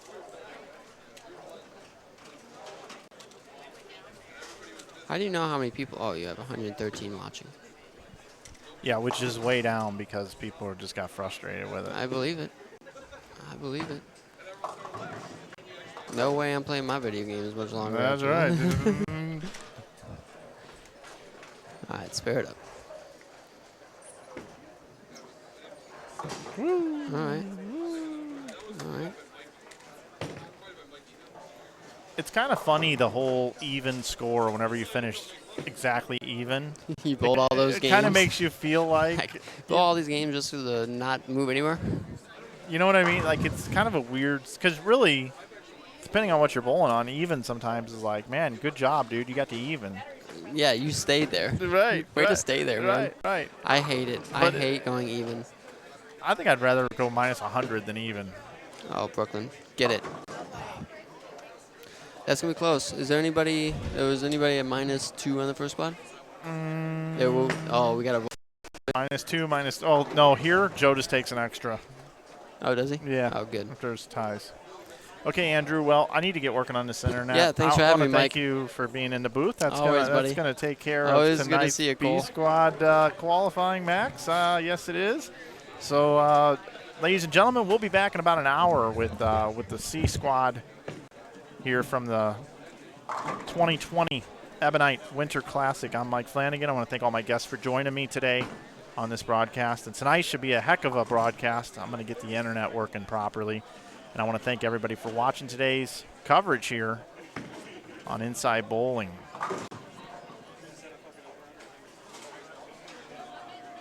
Have a good night, everybody.